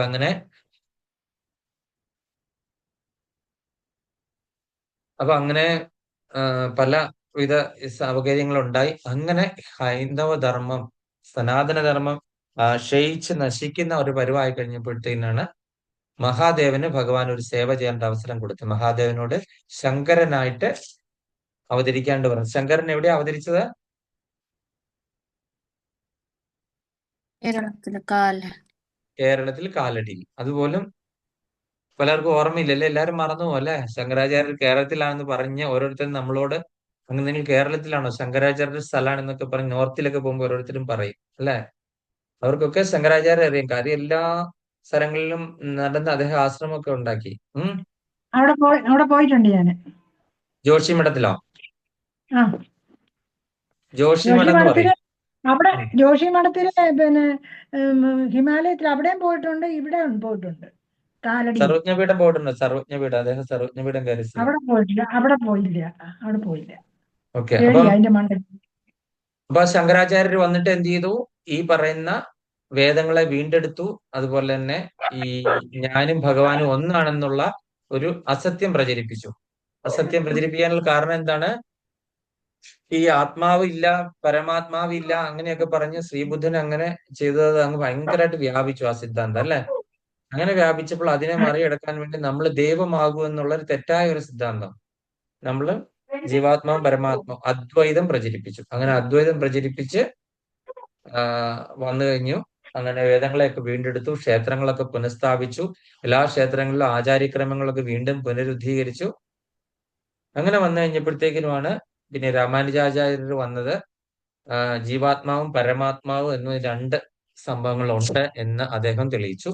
അത് കഴിഞ്ഞ് ജീവാത്മാവും പരമാത്മാവും ഒന്നല്ല രണ്ടാണെന്ന് മധ്വാചാര്യർ വന്ന് പറഞ്ഞു.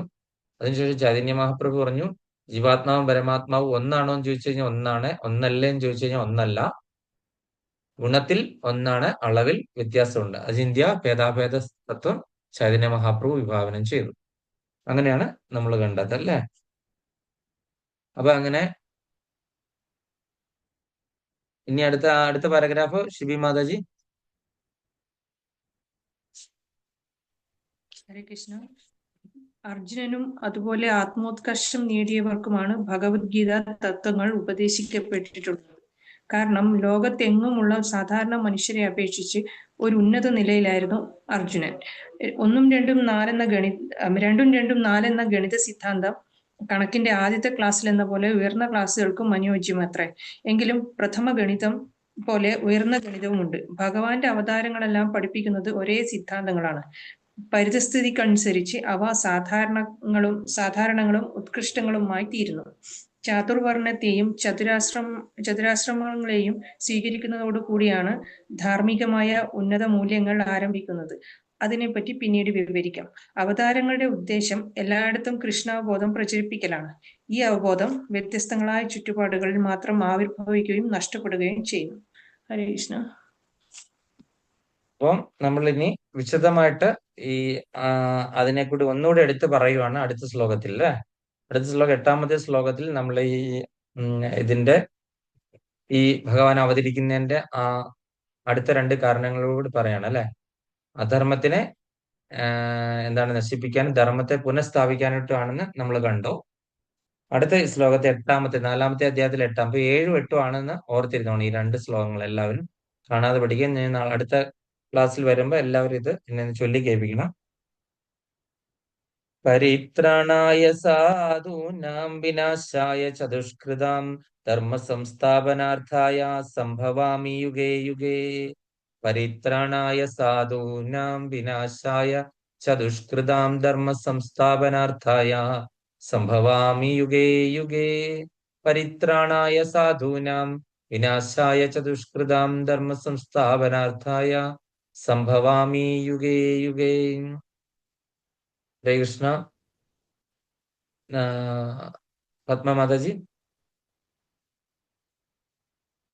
ഹരേ കൃഷ്ണ. പരിത്രാണായ സാധൂനാം വിനാശായ ച ദുഷ്കൃതാം ധർമ്മ സംസ്ഥാപനാർത്ഥായ സംഭവാമി യുഗേ യുഗേ. ഹരേ കൃഷ്ണ. ശാന്തകുമാരി മാതാജി.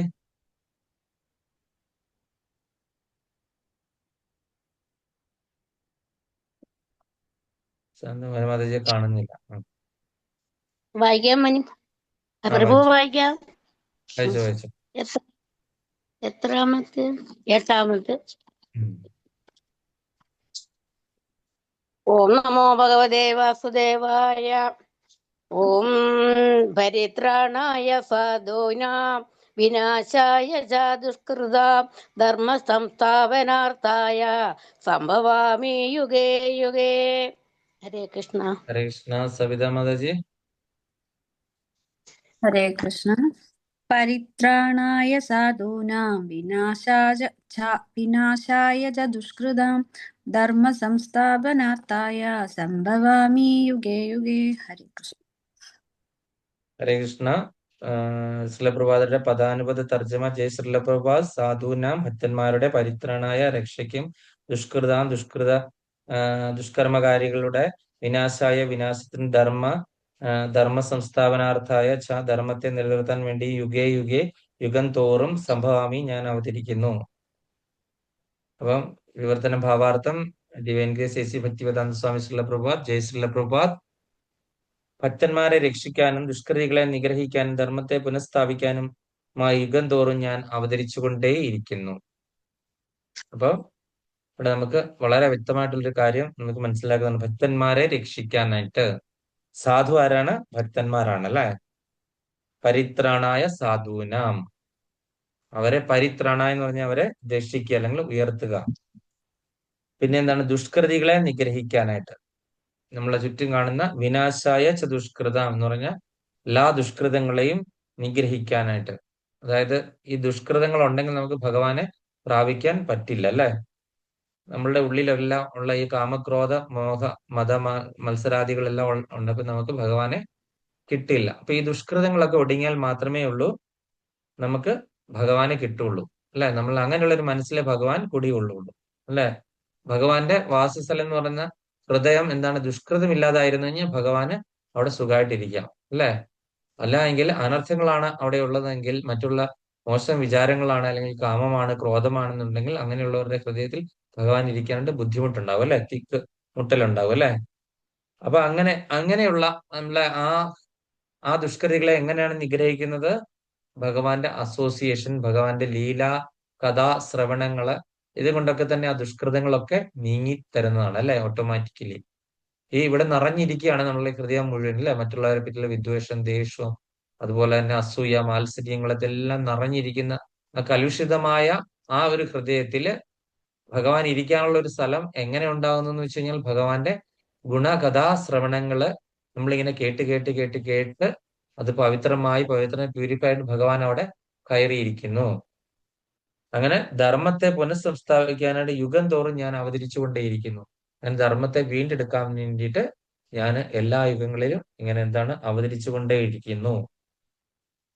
യുഗം തോറും ഭഗവാന്റെ യുഗാവതാരങ്ങളുടെ എല്ലാ യുഗങ്ങളിലുള്ള അവതാരങ്ങളാണ് യുഗം തോറും അവതരിച്ചുകൊണ്ടേയിരിക്കുന്നത്. കലിയുഗത്തിൽ എടുത്തിട്ടുള്ള കുറെ അവതാരങ്ങൾ നമുക്കറിയാം അല്ല. സത്യയുഗത്തില് മത്സ്യം, കൂർമ്മ, വരാഹം, നരസിംഹം, വാമനൻ വരെ എടുത്തു. അതുപോലെ ത്രേതായുഗത്തിൽ പരശുരാമൻ, ശ്രീരാമൻ, അതുപോലെ ത്രേതായുഗത്തില് ദ്വാപര യുഗത്തിൽ ശ്രീകൃഷ്ണൻ, കലിയുഗത്തില് ശ്രീബുദ്ധൻ, ചൈതന്യ മഹാപ്രഭു, കൽക്കി വരാൻ പോകുന്ന അവതാരം. അപ്പൊ അങ്ങനെ ഞാന് അവതരിച്ചുകൊണ്ടേ ഇരിക്കുന്നു എന്ന് പറഞ്ഞല്ലേ. ഇത് നമ്മള് നാട്ടിലൊക്കെ ഞാൻ കഴിഞ്ഞ ദിവസം പറഞ്ഞിരുന്നു. നാട്ടിലൊക്കെ നമ്മൾ കേട്ടിട്ടുള്ളത് ഈ ശ്ലോകം എല്ലാവരുടെയും വീട്ടിൽ ഫ്രെയിം ചെയ്ത് എന്റെ ചെറുപ്പത്തിലും ഉണ്ടായിരുന്നു, ഞങ്ങളുടെ വീട്ടിലും ഒരെണ്ണം ഉണ്ടായിരുന്നു. ഞാൻ അങ്ങനെ തന്നെ വിചാരിച്ചിട്ടുണ്ട് അല്ലെ. സംഭവിച്ചതെല്ലാം നല്ലതിന്, സംഭവിക്കാനുള്ളതും നല്ലത്, പിന്നെന്താണ് വരാനുള്ള എല്ലാം നല്ലതിന്, സംഭവിച്ചതെല്ലാം നല്ലതിന്, സംഭവിച്ചുകൊണ്ടിരിക്കുന്നതും നല്ലത്, സംഭവിക്കാൻ പോകുന്നതും നല്ലതിനെന്നും പറഞ്ഞിട്ട് അല്ലെ. ഇങ്ങനെ ഒരെണ്ണമാണ് കണ്ടിരിക്കുന്നത്. എത്ര പേരുടെ വീട്ടിൽ അത് ഇപ്പോഴും ഉണ്ട്?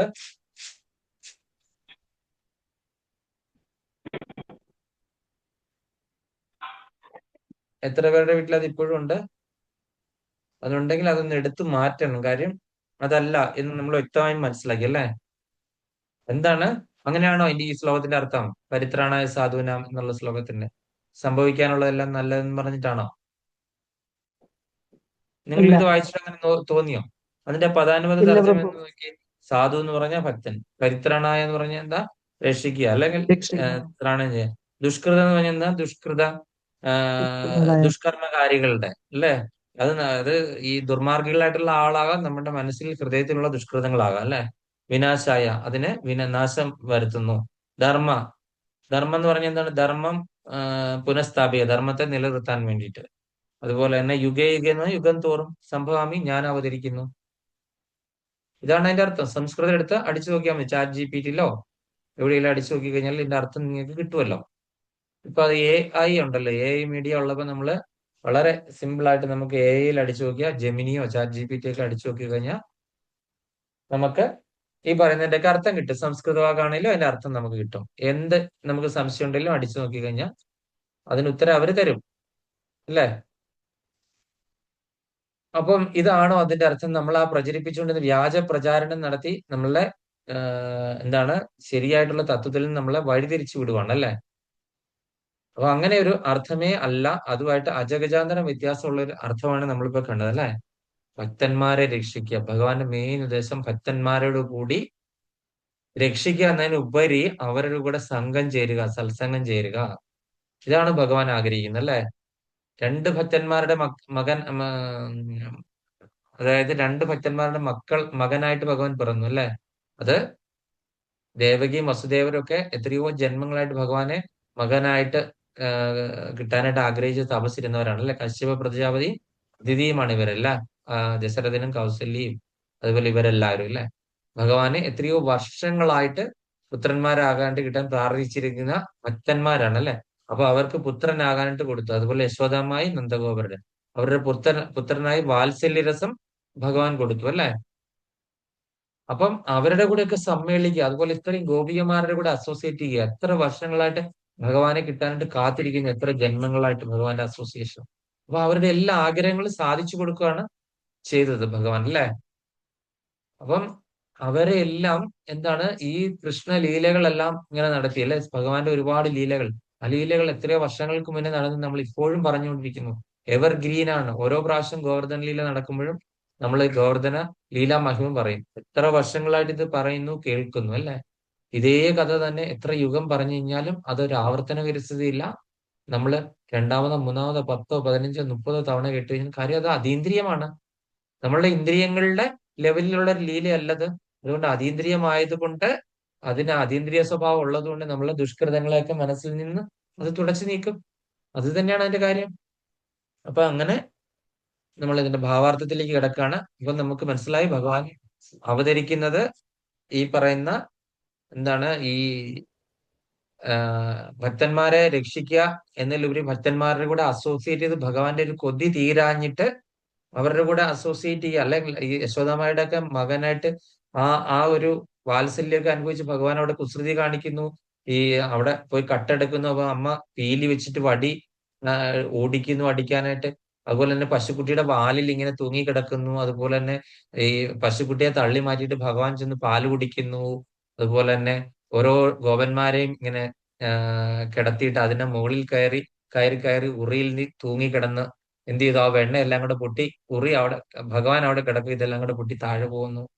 അവിടെ എല്ലാം വെണ്ണ ചെതറി കിടക്കുന്നു. ഗോപിമാര് വടിയെടുത്തോണ്ട് വരുന്നു, കൈയോടെ പിടിക്കുന്നു, ഭഗവാനെ കെട്ടിയിടുന്നു, കൊണ്ടുപോകുന്നു, ഉരുളി കെട്ടിയിടുന്നു. എന്തെല്ലാം ലീലകളാണ് അവിടെ നടന്നത് അല്ലേ. ഇതൊക്കെ ഭഗവാൻ എന്തിനാ കാണിച്ചത്? ഭഗവാന്റെ ഭക്തന്മാരാണ് അവരെല്ലാവരും. ആ ഗോപന്മാരെല്ലാവരും തന്നെ വളരെ വിശേഷപ്പെട്ട ജന്മങ്ങളാണ് അല്ലെ. വളരെ വിശേഷപ്പെട്ട ജന്മങ്ങളാണ്. അവരുടെ കൂടെ അസോസിയേറ്റ് ചെയ്ത് ഭഗവാന് കൊതി തീരുന്നില്ല. ഭഗവാന് സദാ വൃന്ദാവനത്തിലാണ് ഭഗവാന്റെ ഹൃദയമെല്ലാം പണയം വെച്ചിരിക്കുന്നത് അല്ലെ. എപ്പോഴും വൃന്ദാവനത്തിലാണ് ഭഗവാൻ നിൽക്കുന്നത് അല്ലെ. വേറെ ഒരിടത്തേക്കും പോകാനായിട്ട് ഭഗവാന് സാധിക്കുന്ന പോലില്ല. അത്രയ്ക്ക് എന്താണ് മുതിർന്ന ഭഗവാന്റെ ഭക്തന്മാരാണ്. വളരെ വളരെ വലിയ ലെവലിലുള്ള ഭക്തന്മാരാണ് അവിടെ ഉള്ളത് അല്ലെ. മറ്റൊരു ആഗ്രഹങ്ങളും ഇല്ല. സാക്ഷാൽ സദാഹരിയായിട്ടിരിക്കുക, കൃഷ്ണൻ എന്നുള്ളതല്ലാതെ വേറൊരു വിചാരം ഇല്ലാതിരിക്കുന്ന കുറെ ഭക്തന്മാര്. അതിൽ ഏറ്റവും മുതിർന്ന ഭക്തയാണ് രാധാറാണി അല്ലെ. ഭഗവാന്റെ ഏറ്റവും ഉയർന്ന ടോപ്പ് ലെവലിലുള്ള ഭക്തയാണ് രാധാറാണി. അപ്പം ആ രാധാറാണിക്ക് ഭഗവാൻ എന്ത് ചെയ്തു?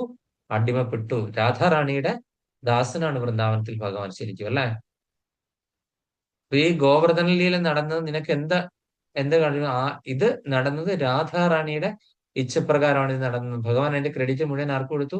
രാധാറാണിക്ക്. ഭഗവാനെ ഇങ്ങനെ ഒളിച്ചും പാത്തും ഒന്നും അല്ലാതെ ഈ പശുക്കളെ മേയ്ക്കുമ്പം മാത്രം കാണുക എന്നുള്ളതൊക്കെ മാറ്റി 7 ദിവസം രാവും പകലും കണ്ണിമ വെട്ടാതെ ഭഗവാനെ കണ്ടുകൊണ്ടിരിക്കാനുള്ള അവസരം എല്ലാവർക്കും കൊടുത്തു ഗോവർദ്ധന ലീല നടത്തുന്നപ്പം. മനസ്സിലായില്ല? അപ്പൊ ഓരോ ലീല നടക്കുമ്പോഴും എന്തെല്ലാം കാര്യങ്ങളാണ് അതിന്റെ അകത്ത് നടക്കുന്നത് അല്ലെ? ഭഗവാൻ പറഞ്ഞു ഇതെല്ലാം രാധാറാണിയുടെ മഹിമ കൊണ്ടാണ് ഇത് നടന്നത്, ഞാൻ നല്ലത് രാധാറാണിയുടെ കൃപ അല്ലെങ്കിൽ ഇച്ഛ കൊണ്ടാണ് ഇത് നടന്നത്. ഭഗവാൻ അപ്പോഴും എന്ത് ചെയ്തു? അതിന്റെ ക്രെഡിറ്റ് മുഴുവൻ ഭക്തർക്ക് കൊടുത്തു. അതുപോലെ കളികളൊക്കെ നടക്കുമ്പോൾ എന്ത് ചെയ്യും? ഭഗവാൻ തോറ്റു കൊടുക്കും അല്ലെ? മധുമംഗലിനൊക്കെ അടുത്ത് തോറ്റു കൊടുക്കും. നീയാണോ അകാസുരനെ കൊന്നത്, നീയാണോ പൂതനെ കൊന്നത്? പൂതന എന്ത് ചെയ്തു? അവിടെ വന്നു ഈ വ്രജ പോലെ നമ്മുടെ വ്രജതയിൽ വന്നു കഴിഞ്ഞപ്പോ പൂതനെ പോലുള്ള അസുരന്മാർക്കും ഒന്നും രാക്ഷസികൾക്കൊന്നും പിടിച്ചു നിൽക്കാൻ പറ്റത്തില്ല. അപ്പൊ നീ അതിന്റെ മടിയിലൊന്ന് ഇരുന്നു എന്ന് നീ ഒരു കാര്യം ചെയ്തു, അന്ന് വെച്ചിട്ട് നീയാണ് വധിച്ചതെന്ന് ആരെങ്കിലും ഞങ്ങൾ പറഞ്ഞാൽ വിശ്വസിക്കുമോ? ഗോപന്മാരാരും ഒരിക്കലും ഭഗവാനാണ് പൂതനെ വധിച്ചത് അല്ലെങ്കിൽ അഘാസുരനെ വധിച്ചത് അല്ലെങ്കിൽ ശകടാസുരനെ വധിച്ചത് ബകാസുരനെ വധിച്ചതെന്ന് പറഞ്ഞാൽ അവരാരും വിശ്വസിക്കുന്നില്ല. ഞാൻ എന്ത് ചെയ്തു? ഒരു ചെറിയ കാലിക്കോൽ എടുത്തു കഴിഞ്ഞാൽ നീ അത് പേടിച്ച് വിറയ്ക്കുമല്ലോ, ഓടുമല്ലോ. ആ നീയാണോ എന്താണ് ഈ അഘാസുരനെ വധിച്ച് പൂതനെ വധിച്ചതെന്ന് ചോദിക്കും അവര്. അങ്ങനെയാണ് അവര് തമ്മിലുള്ള എടാവാട പോടാ ബന്ധം. ഭഗവാന്റെ സഖാക്കളാണ് അല്ലെ? ഇതുപോലെ തന്നെ ഗോവർദ്ധനം ഉയർത്തി കഴിഞ്ഞിട്ട് അവർ അംഗീകരിക്കുന്നില്ല. ഇത് എന്താണ്? ഈ ഗോവർദ്ധനം ഞങ്ങള് എന്താണ് ഈ കാലിക്കോലും വെച്ചുകൊണ്ട് താങ്ങി നിർത്തുന്നത് കൊണ്ടാണ് ഭഗവാൻ നഖത്തേലാണ്, ഇടത് വിരലിന്റെ ചെറുവിരലിന്റെ നഖത്തേലാണ് ഈ ഗോവർദ്ധനം ഉയർത്തിപ്പിടിച്ചിരിക്കുന്നത് അല്ലെ? അപ്പൊ നമ്മളുടെ എത്ര ജന്മങ്ങളായിട്ടുണ്ടായിരിക്കുന്ന പർവ്വത സമാനമായ പാപങ്ങളെ ഭഗവാൻ നിഷ്പ്രയാസം ഭഗവാൻ ഉയർത്തിയെടുക്കുക. എത്ര നിഷ്പ്രയാസം അല്ലെ? അപ്പോഴത്തേന് ആ ഭഗവാൻ ഈ ഗോപന്മാരുടെ മുൻപിൽ അവിടെ തോറ്റു കൊടുക്കുന്നു. അല്ല, നിങ്ങളാണ് ഈ നിങ്ങൾ പിടിച്ചിരിക്കുന്ന വടിയുടെ ഇതുകൊണ്ട് ഭഗവാൻ തോറ്റു കൊടുക്കുന്നു. അപ്പോഴത്തേന് അതിന്റെ ഇടയ്ക്ക് ഭഗവാന് ഇവരുടെ ഈ കോല് ഇങ്ങനെ പിടിച്ചുകൊണ്ട് അവരെല്ലാരും കാലിക്കോൽ എടുത്തിട്ട് ഇങ്ങനെ നാട്ടി പിടിക്കുന്നുണ്ട് അല്ലെ? അപ്പൊ ഭഗവാൻ അവിടെ ഒന്ന് ചെറുതായിട്ടൊന്ന് ഇളകി കൊടുത്തപ്പോൾ ഗോവർദ്ധനം ആടാൻ തുടങ്ങി കഴിഞ്ഞപ്പോഴത്തേന് എന്ത് ചെയ്തു? എല്ലാവർക്കും പേടിയായി. എല്ലാവരും വീണ്ടും ഭഗവാനെ ആശ്രയിച്ചു. ആ സമയത്ത് ഭഗവാൻ വീണ്ടും അത് ശരിക്കും നൂർത്ത് പിടിച്ചു അല്ലെ? അങ്ങനെ ഒക്കെ ലീലകൾ ഇങ്ങനെ നടക്കുകയാണ്. അപ്പം എന്നിട്ടും ഭഗവാൻ ചോദിച്ചു, ഇത് നീ കാരണം അല്ല എന്ന് ഞങ്ങൾക്ക് അറിയാം, അത് ആരാണ് ഇതിന്റെ പിന്നിൽ നിന്ന് ചോദിച്ചു. ഇപ്പൊ പറഞ്ഞു രാധാറാണിയാണ്. അങ്ങനെ ഓരോ അസുരനെ വധിച്ചു കഴിഞ്ഞാലും ഇവരാരും സമ്മതിക്കും. നീ ഒരു പാറ്റ ഓടിക്കഴിഞ്ഞാൽ, ഇതുവഴി ഒരു ചെറിയ ജീവി പോയി കഴിഞ്ഞാൽ, ഒരു എലി ഓടിപ്പോയി കഴിഞ്ഞാൽ നീ പേടിച്ച് അമ്മയുടെ ഒക്കത്തിരിക്കുന്ന നീയാണ് ഈ രാക്ഷസന്മാരെ കൊന്നെന്ന് പറയാൻ ഞങ്ങൾ എങ്ങനെ വിശ്വസിക്കും?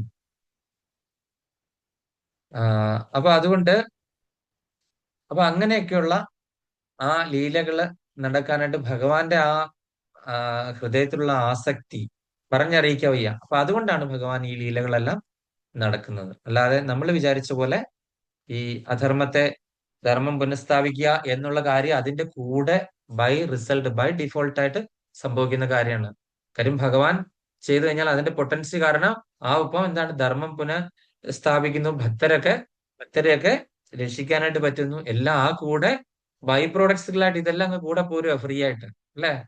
ഭഗവാന്റെ ഭക്തരുമായിട്ട് രമിക്കാനായിട്ടുള്ള ആ അവസരത്തിൽ അതിന്റെ കൂടെ നടന്നു പോകുന്ന കാര്യങ്ങളാണ്, ബൈ സൈഡ് ക്രിയകളായിട്ട് നടന്നു പോകുന്ന കാര്യങ്ങളാണ് ഇതെല്ലാം അല്ലേ? അപ്പം വെരി ക്ലിയർ ആണ്. ഹരേ കൃഷ്ണ. ആരോ റേസ് ഹാൻഡ് ചെയ്യുന്നുണ്ടല്ലോ, ആരാണ്? ആർക്ക് എന്തെങ്കിലും പറയാനുണ്ടോ? ഇല്ല. അപ്പൊ അങ്ങനെ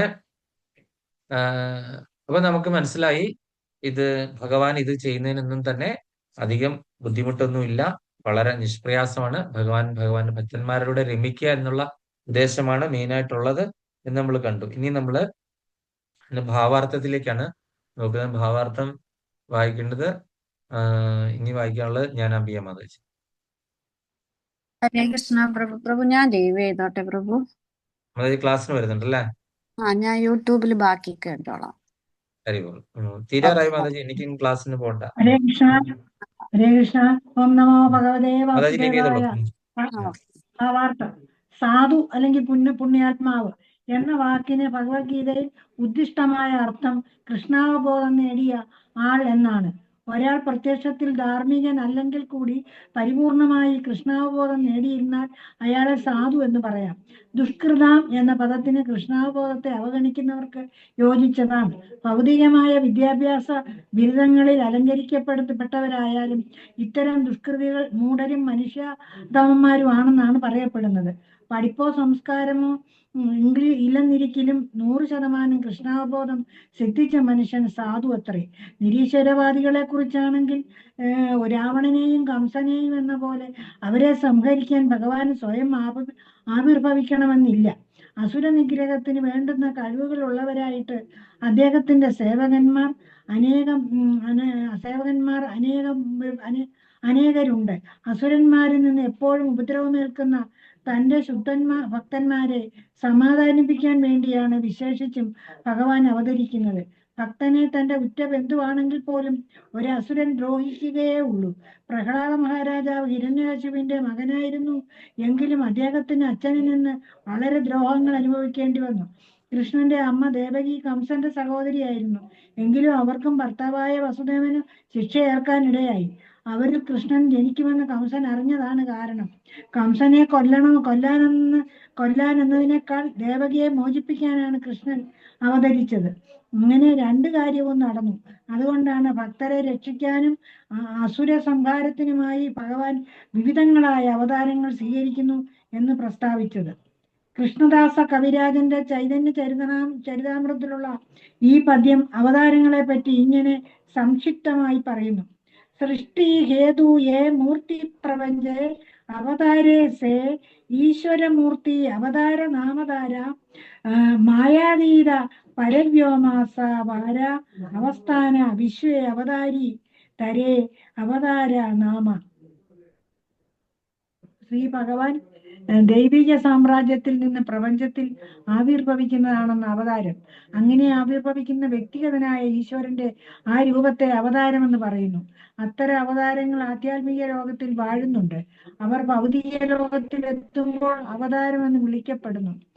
മധ്യ ഇത് 26:3 അപ്പൊ നമുക്ക് മനസ്സിലായി, കംസനെ വധിക്കുക എന്നുള്ള ഉദ്ദേശത്തിലുപരി ദേവകി മാതാവിനെ മോചിപ്പിക്കുക എന്നുള്ള ആ ഒരു ലക്ഷ്യം.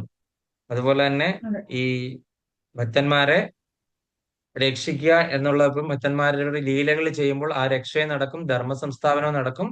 എല്ലാം അങ്ങനെ ബൈ പ്രോഡക്ട്സുകളായിട്ട് വന്നു പോകുന്നു. ഞാൻ മുമ്പേ പറഞ്ഞ അതൊക്കെ തന്നെയാണ് ഇവിടെ പറയുന്നത്. അതുപോലെ ഇവിടെ പറഞ്ഞിരിക്കുന്ന അവതാരം എന്ന് പറയുന്നത് എന്താണ്? മുകളിൽ നിന്ന് ഓൾറെഡി അവതാരങ്ങൾ അവിടെ ഉണ്ട്. അവിടെ മുകളിൽ നിന്ന് അവർ താഴേക്ക് വരിക. ഈ ഓരോ അവതാരങ്ങൾക്ക്, രാമനും നരസിംഹത്തിനും അങ്ങനെ വരാഹത്തിനും ഒക്കെ തന്നെ വേറെ ധാമങ്ങളുണ്ട് ആധ്യാത്മിക ലോകത്ത്. ആ ധാമങ്ങളിൽ നിന്ന് അവര് താഴേക്ക് വരുന്നു എന്ന് മാത്രമേ ഉള്ളൂ, അല്ലേ?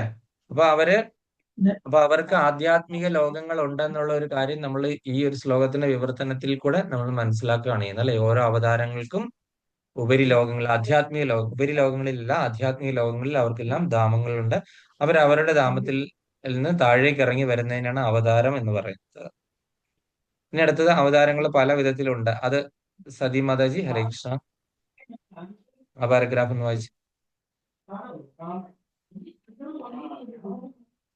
സതി മാതാജി ഇല്ല. ഇനി അടുത്ത് ഷിബി മാതാജി. എന്റെ കയ്യിലെ ബുക്കില്ല പ്രഭുതാണ്. ഷിബി മാതാജി വായിച്ചു. ഹരേ കൃഷ്ണ. ഹരേ കൃഷ്ണ. അവതാരങ്ങൾ പല വിധത്തിലുണ്ട്. പുരുഷാവതാരങ്ങൾ, ഗുണാവതാരങ്ങൾ, ലീലാവതാരങ്ങൾ, ശക്തിയാവേശ അവതാരങ്ങൾ, മന്വന്തരാവതാരങ്ങൾ, യുഗാവതാരങ്ങൾ എന്നിങ്ങനെ. ഇത് പ്രപഞ്ചത്തിന്റെ എല്ലായിടത്തും മുറക്ക് സംഭവിക്കുന്നു. ആദിപുരുഷനായ ഭഗവാൻ കൃഷ്ണനാണ് ഈ അവതാരങ്ങൾക്കെല്ലാം ഉറവിടം. തന്റെ യഥാർത്ഥ വൃന്ദാവന വിഹാരങ്ങളെ കണ്ട് ആനന്ദിക്കാൻ വെമ്പൽ കൊള്ളുന്ന സ്വഭക്തന്മാരുടെ ഉത്കണ്ഠ ശമിപ്പിക്കാൻ വേണ്ടിയാണ് വിശേഷിച്ചും ശ്രീകൃഷ്ണ ഭഗവാൻ അവതരിക്കുന്നത്. ശ്രീകൃഷ്ണാവതാരത്തിന്റെ മുഖ്യ ഉദ്ദേശവും ശുദ്ധ ഭക്തന്മാരെ പ്രീതിപ്പെടുത്തൽ തന്നെ. യുഗം തോറും താൻ അവതരിക്കുന്നു എന്നാണ് ഭഗവദ്വചനം. കലിയുഗത്തിലും അവതരിക്കുമെന്നാണ് ഇതുകൊണ്ട് സൂചിപ്പിക്കുന്നത്. കലിയുഗത്തിലെ കൃഷ്ണാവതാരം ശ്രീ ചൈതന്യ മഹാപ്രഭു ആയിട്ടാണെന്നും സങ്കീർത്തന പ്രസ്ഥാനം, സംഘം ചേർന്നുള്ള തിരുനാമജപം കൊണ്ട് കൃഷ്ണനെ ആരാധിച്ച് ഭാരതത്തിലെങ്ങും കൃഷ്ണാവബോധം പ്രചരിപ്പിക്കുമെന്നും ഭാഗവതത്തിൽ പറയുന്നു. ഈ സംഗീത പ്രസ്ഥാനം ലോകത്തിലെങ്ങും ഗ്രാമങ്ങളിലും നഗരങ്ങളിലും ഒരുപോലെ പടർന്നു പിടിക്കുമെന്നും ചൈതന്യ മഹാപ്രഭു പ്രവചിച്ചിട്ടുണ്ട്. ഉപനിഷത്തുകൾ, മഹാഭാരതം, ഭാഗവതം മുതലായ വൈദിക ഗ്രന്ഥങ്ങളിലെ നിഗൂഢ ഭാഗങ്ങളിലും ശ്രീ ചൈതന്യ മഹാപ്രഭു ഭഗവത് അവതാരമെന്ന് സൂചിപ്പിക്കുന്നുണ്ട്. തുറന്നു പറഞ്ഞിട്ടില്ലെന്നേ ഉള്ളൂ. കൃഷ്ണ ഭക്തന്മാരെ ഏറ്റവും അധികം ആകർഷിച്ചിട്ടുള്ള ഒന്നാണ് ശ്രീകൃഷ്ണ ചൈതന്യ മഹാപ്രഭുവിന്റെ സങ്കീർത്തന പ്രസ്ഥാനം. ദുഷ്ടന്മാരെ ഹിംസിക്കാനല്ല, മറിച്ച് തന്റെ അഹേതുകമായ കരുണ കൊണ്ട് അവർക്ക് പാപമോചനം നൽകാനാണ് ഈ അവതാരം ഉണ്ടായത്. ഹരേ കൃഷ്ണ. ഹരേ കൃഷ്ണ. ഹരേ കൃഷ്ണ. അപ്പൊ നമുക്ക് മനസ്സിലായി, നമ്മള് അവതാരങ്ങൾ ഒരുപാടുണ്ടെങ്കിൽ 6 കാറ്റഗറിയാണ് പ്രധാനമായിട്ടുള്ളതെന്ന് മനസ്സിലായി അല്ലെ? 6 കാറ്റഗറി എല്ലാവരും ഒന്ന് നോട്ടീസ് ചെയ്തോണം. ഗുണ അവതാരങ്ങള്, ലീലാവതാരങ്ങള്, സത്യാവേശ അവതാരങ്ങള്, മന്വന്തര അവതാരങ്ങള്, യുഗാവതാരങ്ങൾ, ഇങ്ങനെ 6 കാറ്റഗറിയുള്ള അവതാരങ്ങളുണ്ട്. യുഗം തോറും അവതരിക്കുന്നത്, ഓരോ പ്രത്യേക ലീലയ്ക്ക് വേണ്ടിയിട്ട് അവതരിക്കുന്നത്, പിന്നെ ശക്തി ആവേശിച്ച്, നമ്മൾ കണ്ടില്ലേ പരശുരാമനെ പോലെ അല്ലെ കപിലദേവനെ പോലെയൊക്കെയുള്ള ശക്തി ആവേശിച്ചു വന്നിരിക്കുന്ന അവതാരങ്ങള്, പിന്നെ മന്വന്തരം തോറും നടക്കുന്ന അവതാരങ്ങള്, ഗുണങ്ങളുടെ അടിസ്ഥാനത്തിൽ ബ്രഹ്മ വിഷ്ണു മഹേശ്വരന്മാര്, പുരുഷാവതാരങ്ങള് കരുണദർശക വിഷ്ണു, ഗർഭദർശക വിഷ്ണു, ക്ഷീരോദശക വിഷ്ണു. പിന്നെ അങ്ങനെ ഇതിനെല്ലാം ഒരുപാട് എക്സാമ്പിൾസ് ഉണ്ട്. ചില എക്സാമ്പിൾസ് 2-3 ആപ്ലിക്കബിൾ ആകും. ഞാൻ അവതാരങ്ങളെ പറ്റി പിന്നീട് ഒരു ക്ലാസ് ഞാൻ എടുക്കുമ്പോൾ അതൊക്കെ പറഞ്ഞുതരാം. ഓരോ കാറ്റഗറിയിലുള്ള അവതാരങ്ങള് അത് അങ്ങോട്ടും ഇങ്ങോട്ടും കയറിയും വരും. യുഗാവതാരവും മന്വന്തരാവതാരവും ചിലപ്പോൾ ഒന്നാകും, ചിലപ്പം അത് രണ്ടാകും, അങ്ങനെയൊക്കെ വരുന്നു. ഈ അവതാരങ്ങൾ ആരൊക്കെ അവതാരങ്ങൾ, ഏതൊക്കെ അവതാരങ്ങളാണെന്നൊക്കെ ഉള്ളതും ഒരു പ്രത്യേക അതിനുവേണ്ടി ഒരു ക്ലാസ് എടുക്കുന്ന ഒരു വലിയൊരു ടോപ്പിക്കാണ്. അപ്പൊ അതുകൊണ്ട് നമുക്ക് അതിനെ പ്രത്യേകം കൺസിഡർ ചെയ്യാം. അപ്പൊ 6 കാറ്റഗറി ഉണ്ട് പ്രധാനമായിട്ട് എന്നുള്ളത് നിങ്ങൾ മനസ്സിലാക്കുക, നോട്ട് ചെയ്യുക, പഠിക്കുക. അപ്പം അതുപോലെ തന്നെ ഇത് ശുദ്ധഭക്തന്മാരെ പ്രീതിപ്പെടുത്തുക മാത്രമാണ് ഇതിന്റെയൊക്കെ ലക്ഷ്യം എന്ന് ഇവിടെ വീണ്ടും പറഞ്ഞിരിക്കുകയാണ്. അപ്പൊ അതുകൊണ്ട് കലിയുഗത്തിലെ കൃഷ്ണാവതാരം ആരായിരുന്നു? ചൈതന്യ മഹാപ്രഭു. അപ്പൊ സംഘം ചേർന്നിട്ടുള്ള സങ്കീർത്തന പ്രസ്ഥാനം, സംഘം ചേർന്നിട്ടുള്ള കീർത്തനത്തിനാണ് സങ്കീർത്തനം എന്ന് പറയുന്നത് അല്ലെ? തിരുനാമജപം. അങ്ങനെ കൃഷ്ണന്റെ തിരുനാമജപം ലോകമെമ്പാടും പ്രചരിപ്പിക്കുമെന്ന് ഭാഗവത്തിൽ പറഞ്ഞിട്ടുണ്ട്. അപ്പൊ ഈ സങ്കീർത്തന പ്രസ്ഥാനം ലോകത്തിലെങ്ങും ഗ്രാമങ്ങളിലും നഗരങ്ങളിലും ഒരുപോലെ പടർന്നു പിടിക്കുമെന്ന് ചൈതന്യ മഹാപ്രഭു പ്രവചിച്ചിട്ടുണ്ട്. ഉപനിഷത്തുകൾ, മഹാഭാരതം, ഭാഗവതം തുടങ്ങിയ ഇത് ചൈതന്യ മഹാപ്രഭു ഭഗവത് അവതാരമെന്ന് സൂചിപ്പിക്കുന്ന പല പല തെളിവുകളും പറഞ്ഞിട്ടുണ്ട്. അത് ഞാൻ 1-2 പ്രാവശ്യം ഞാൻ എടുത്തിട്ടുള്ളതാണ്.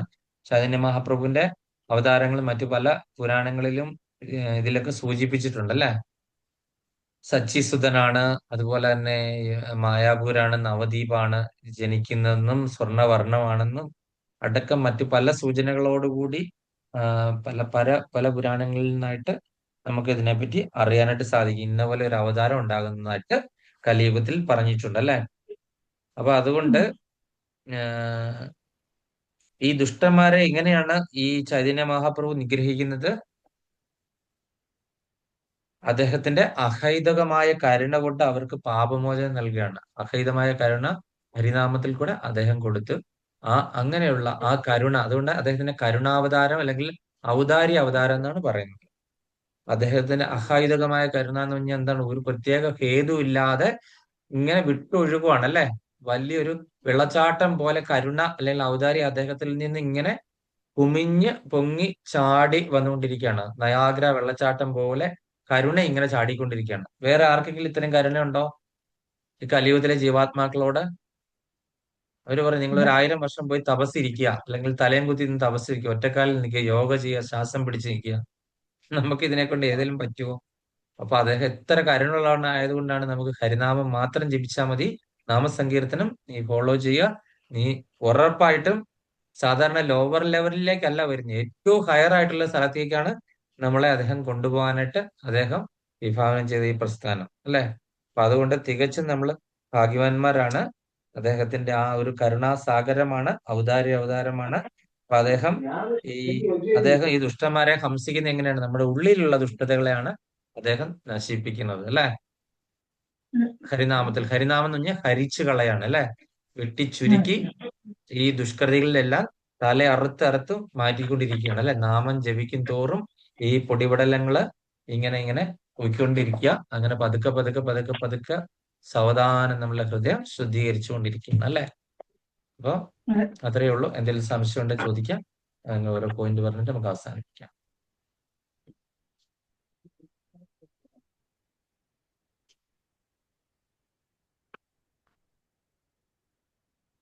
ആ, ഭഗവാൻ അവതാരം എടുത്തത് കംസനെ കൊല്ലാൻ വേണ്ടി മാത്രമല്ല, ദേവകി മാതായെ രക്ഷിക്കാൻ കൂടിയായിട്ടാണ് അവതാരം എടുത്തത്. മോചിപ്പിക്കാനായിട്ട്. മോചിപ്പിക്കാൻ വേണ്ടി. വേറെ ആർക്കെങ്കിലും? ഷിബി മാതാജി. ഹരികൃഷ്ണ, ധർമ്മം പരിപാലനത്തിന് ഭഗവാന് തോന്നുമ്പോൾ മാത്രമേ ഭഗവാൻ പ്രത്യക്ഷപ്പെടും, അവതാരമായിട്ട് വരണം. അത് ഇവിടെ ഈ ഭാരതത്തിൽ വേണം നിർബന്ധമൊന്നുമില്ല. ലോകത്ത് എവിടെ വേണമെങ്കിലും അവതരിക്കാം. അത് ആ നാട്ടിലെ ജനങ്ങൾക്കും അതിന്റെ ഒരു പരിസ്ഥിതിക്കനുസരിച്ചും അത് ജനങ്ങൾ മനസ്സിലാക്കി കൊടുക്കാനാണ് അത്. പക്ഷെ മെയിൻ ആയിട്ടുള്ള ലക്ഷ്യം എന്താന്ന് വെച്ചാൽ അവരെ ഈശ്വര അവബോധത്തിലേക്ക് എത്തിക്കാനും പിന്നെ ധർമ്മത്തിലൂടെ ജീവിക്കാൻ വേണ്ടിയിട്ടുമാണ് അവതരിക്കുന്നതെന്ന് പറഞ്ഞിരിക്കുന്നത്. ഹരേ കൃഷ്ണ. ഹരേ കൃഷ്ണ. ശാന്തകുമാരി മാതാജി.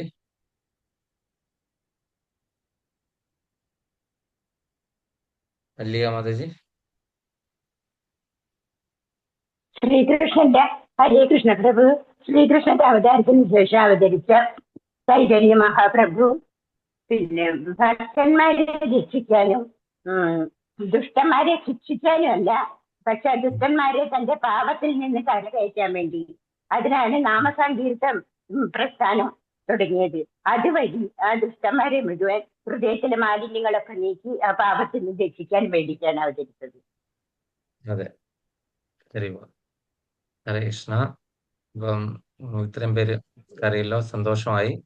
ഞാൻ ഓർത്തു ആദ്യ തുടക്കത്തിൽ രണ്ടുപേരെ കണ്ടപ്പം ആകെ വിഷമായി. പിന്നെ ഇത്രയും പേരെങ്കിലും കയറിയല്ലോ, സന്തോഷം. അപ്പൊ എല്ലാവർക്കും കൃഷ്ണഭാവനാമൃതത്തിൽ ലയിച്ച് നമ്മുടെ മനസ്സിലുള്ള ദുഷ്കൃതികളെയൊക്കെ ഭഗവാൻ വന്ന് നിഗ്രഹിച്ച് നമ്മളെ സദ്വൃത്തരാക്കി സദാചാരരാക്കി നമ്മളെ ആ ഒരു കൃഷ്ണഭക്തി എല്ലാവരിലും നിറയട്ടെ എന്ന് ആത്മാർത്ഥമായിട്ട് ഭഗവാനോട് പ്രാർത്ഥിച്ചുകൊണ്ട് നമുക്ക് ഇന്നത്തെ ക്ലാസ് അവസാനിക്കാം. പഞ്ചകൽപത കൃപശ്ച കൃപാസന്ധി ഭവിച്ച പ്രധാനം പാവനേഷു വൈഷ്ണവ നമോ ആനന്ദകോടി വൈഷ്ണവന്റെ ഗീത.